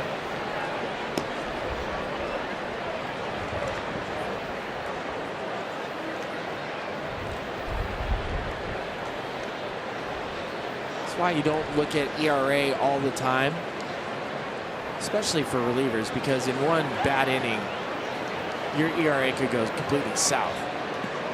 The first thing I look at is 2 things: strikeout to walk ratio and batting average against.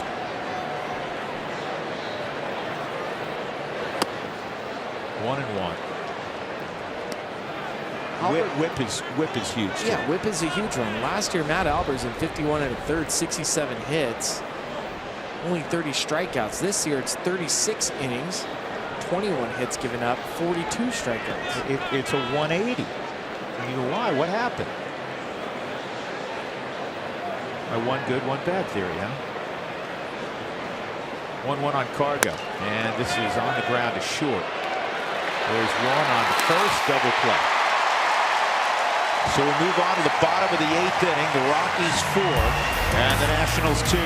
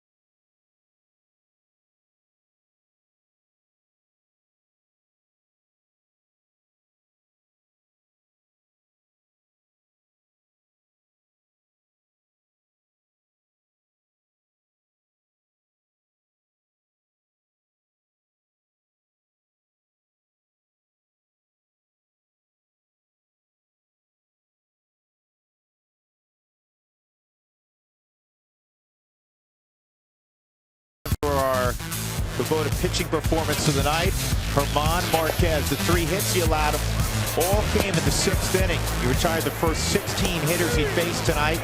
10 strikeouts, no walks, 99 dominant pitches against one of the most formidable lineups in baseball. Gorgeous performance by German Marquez, and now he'll watch as Pat Neshek makes his Rockies debut. He has not pitched since the 23rd. Rockies picked him up a couple of days ago from Philadelphia for 3 minor leaguers, all off the Asheville roster. The numbers this year, well, we were just talking about what we look at. WHIP, 082. How about a 9-to-1 strikeout to walk ratio? And the league's hitting below 200 against him. Adam Lind will step in. And his first pitch, that little slider beneath the knees. It's 0-1. There is familiarity between Washington and Neshek this year, especially because they were in the same division. This is the 8th time he's faced the Nationals this year.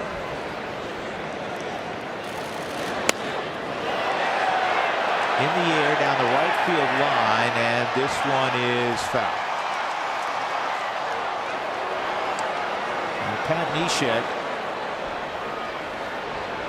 deep into his 30s, has pitched for a lot of ball clubs. In fact, when he was with Minnesota,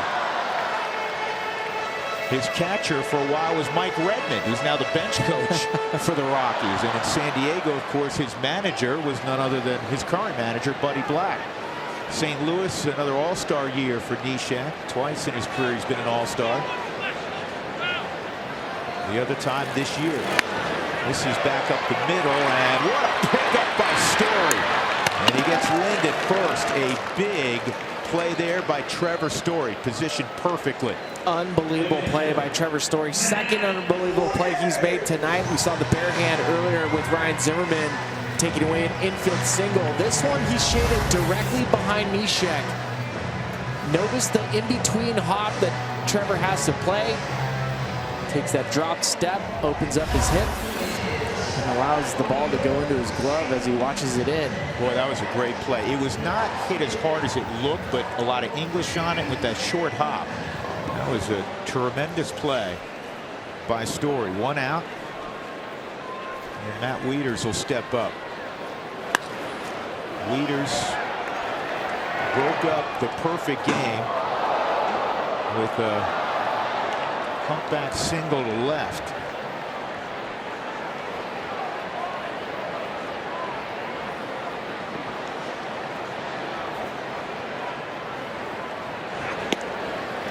That just missed.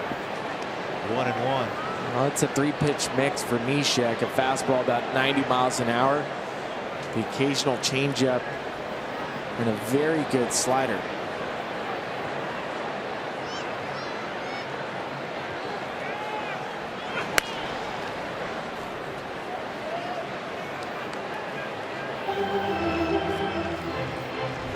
This is what the windup looks like from the side. It's not quite submarine, more Kent to Colby. Trying to think of other sidearm guys where Neshek's at. It's not Dan Quisenberry. Brown, and there's a great pickup by Arenado. He knows he has time and throws an absolutely perfect dart across to get Wieters. So 2 really good plays by 2 really good defenders. Story and Arenado. 2 outs for Neshek in the 8th. I think I've just read Neshek's lips and he goes, wow, I really like this infield. First chance to get Nolan playing behind you with Trevor Story to his right. Check it out. Wow. See, I love this place. Heard about these guys. Pedro Severino is going to be the pinch hitter. He has all of 3 at-bats this year at the big league level. A number of injuries. That's why the Nationals went out and got Howie Kendrick. That's on the outside corner, a strike.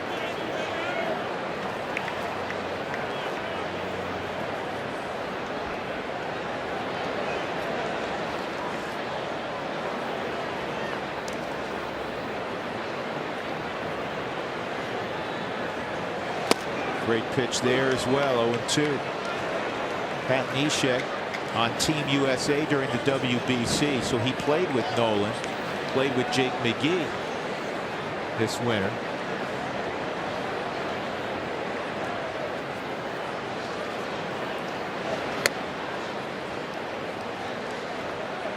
We just haven't seen many different arm angles from Rockies relievers in the last couple of years. We've seen a lot of high velocity, but we haven't seen different arm angles. We haven't seen a guy like Neshek. We haven't seen a guy with Greg Holland's type of slider other than Ottavino. Got it. That's a nice debut for Severino as he jogs off the mound. A 1-2-3 8th inning. And the Rockies will carry a 4-2 lead to the 9th here in Washington.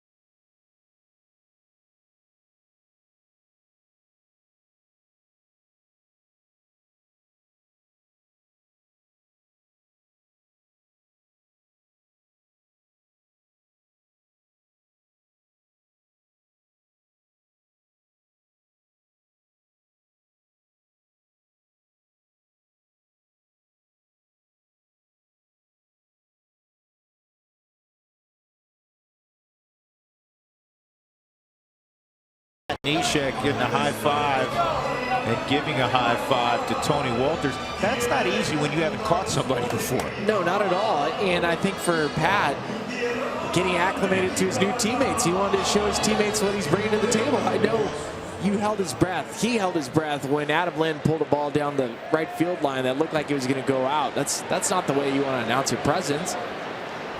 Oliver Perez, another veteran, and that slider's outside, ball one on Story. Story, Walters, and then my guess it'll be Pat Valaika. 7, 8, 9. And that sweeps inside, 2-0. Perez makes me laugh on the mound. Very animated. We'll go slide step. Give you the Lou Tiant. One of those guys, Billy, that had to reinvent himself. He was a terrific young pitching prospect as a starter in the Padres chain. Gotta remember, he got to the big leagues either at 19 or 20, and he was a flamethrower and had success as a starting pitcher. In the last several years, he's become a really nice piece in a bullpen. 2-1.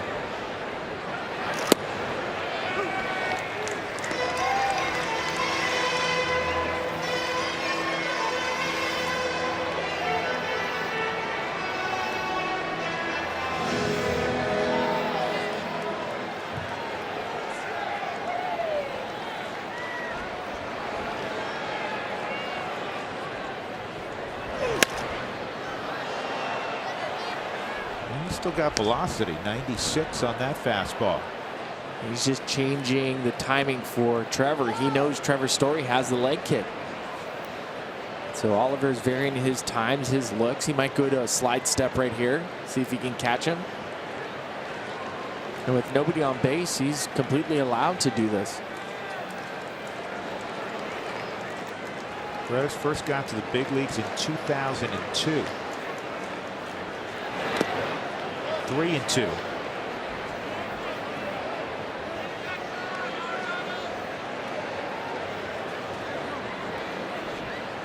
A couple weeks away from his 36th birthday.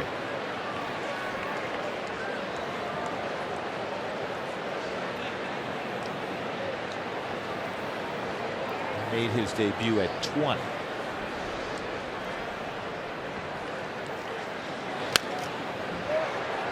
Trevor, 2-run home run back in the second inning, his 15th of the year. With the Rockies a 2-0 lead against Tanner Roark.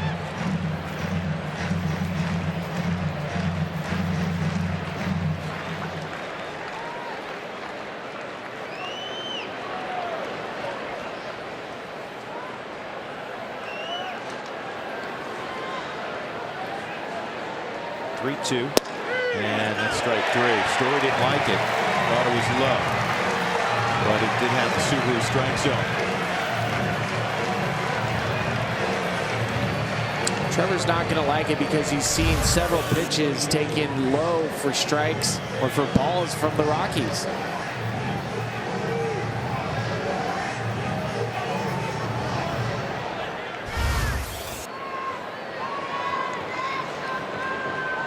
So here's Walters.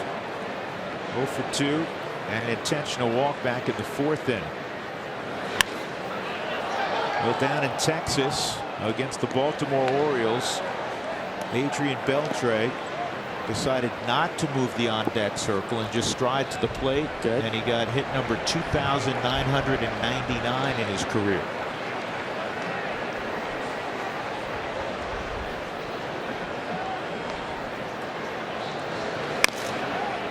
Somewhere Jerry Davis is applauding. Is he?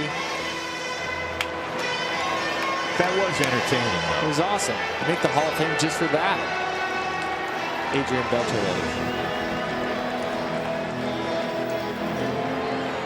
We always point out that's Nolan's favorite player. That's his guy. It's a good guy to be. It's a good guy to emulate. Especially if you're a third baseman. That's strike three. 2 outs. They'll bring up Pat Valaika. Greg Holland in the ninth. We'll see the top of the Washington lineup.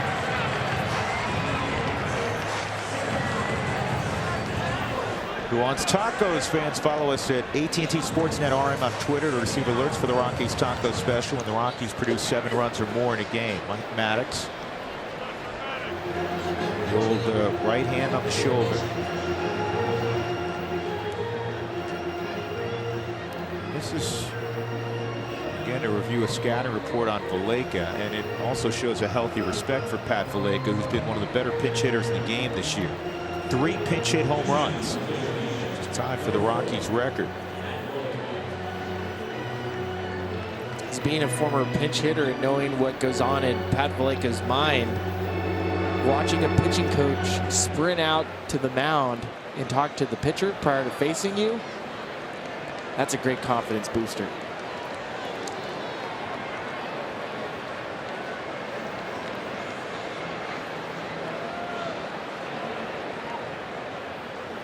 The only young, i.e. rookie bench player that has produced, especially in clutch situations like Pat has this year, is your former teammate Seth Smith that I can recall.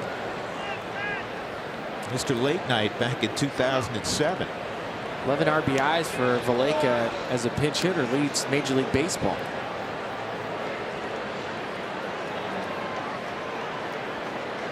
Nine home runs for Pat. 2-0.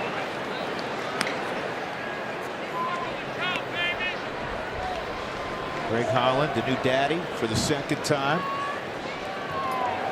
He's ready. Now he's just a spectator.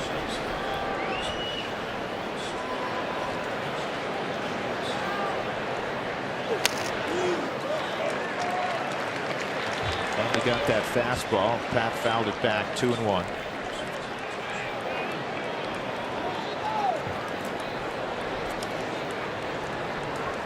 Pat his last 27 at bats, hitting .407 with 4 jacks.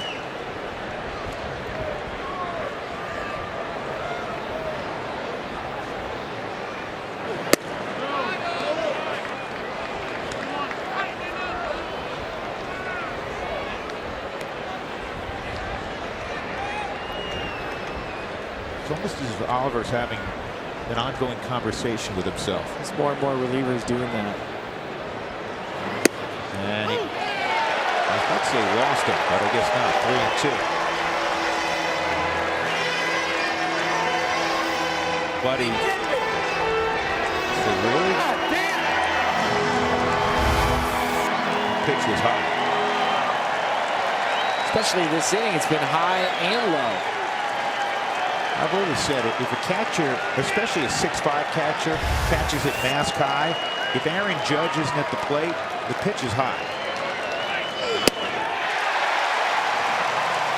So Perez strikes out the side. We'll go to the bottom of the ninth. Greg Holland time in Washington, 4-2 Colorado.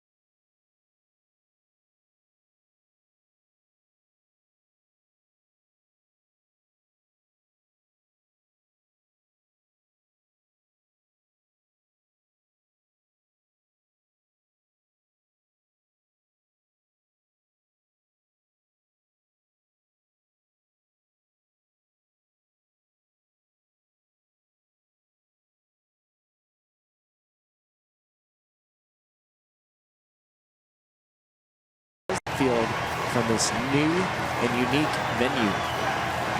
It's Greg Holland time, Drew. Well, Greg Holland time is good time generally. 31 saves this year for the Colorado Rockies. The all-time save leader for Colorado, Jose Jimenez, back in 02, saved 41 ball games. Greg is well ahead of that pace. These are the kind of games you need to win, especially against high-quality teams. Rockies up 2 runs in the 9th. It'll be Brian Goodwin, Wilmer Difo, and then Bryce Harper. 1, 2, and 3 in the Nats order. Goodwin is 0 for 3. He struck out twice against German Marquez, who struck out a career best 10. So here we go.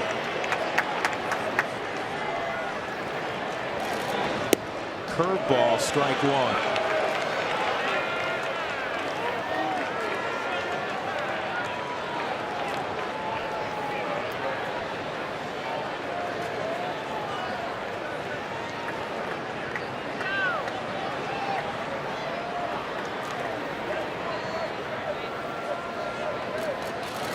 Another curveball, another strike.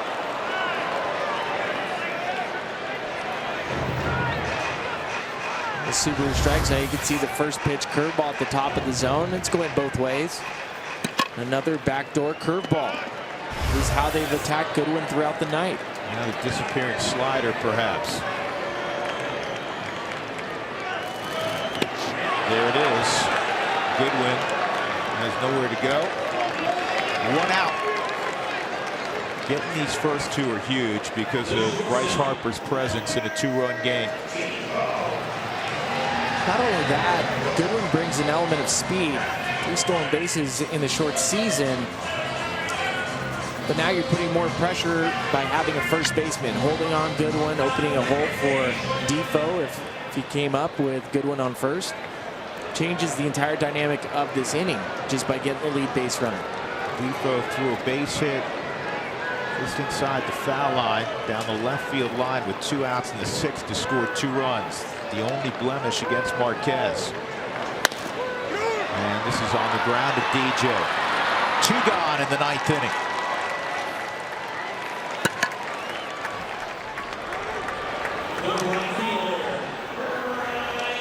Marquez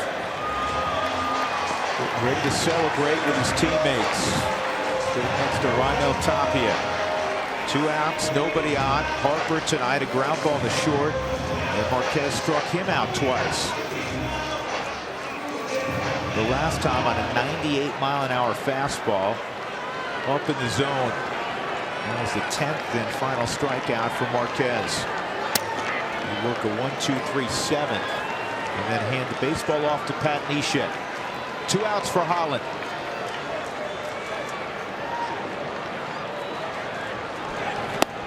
And that curveball was Marquez-esque, wasn't it? These guys are using secondary pitches tonight. It's been the pitch to keep the Nationals hitters off. We know that Bryce Harper, 3rd best batting average in baseball against the fastball. This is how the Rockies have been able to flip the script on this potent Washington Nationals offense, is by using secondary pitches. They want it again. I didn't know he had that many pitches. Trip to the changeup. And he got a chase. 0-2. I've never seen Bryce Harper take that defensive of a swing. We've seen that in a an few 0-1. times Yeah. tonight. Tonight he's been off.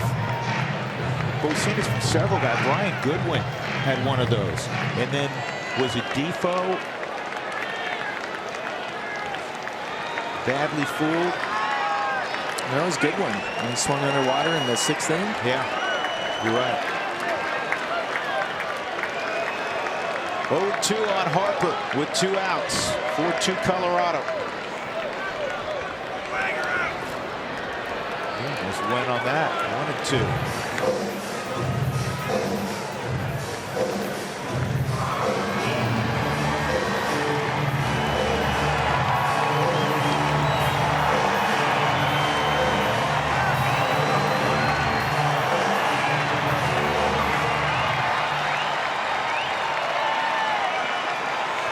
has not shown fastball this inning to either Goodwin or Harper. 1-2. Left field, right at Parra. And that's your ball game. Rockies win it game 1 in Washington 4-2 behind a splendid performance from German Marquez. One of the best pitch games for the Rockies all year. 7 outstanding innings. And then 1-2-3 in the 8th from Pat Neshek. 1-2-3 9th for Mr. Automatic Greg Holland, his 32nd save. With that victory, German Marquez improves to 9-4. Tanner Roark takes the loss. He's 8-7.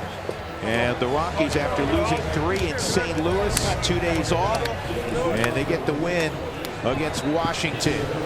An impressive win for Colorado. Our Jimmy John's delivery of the game.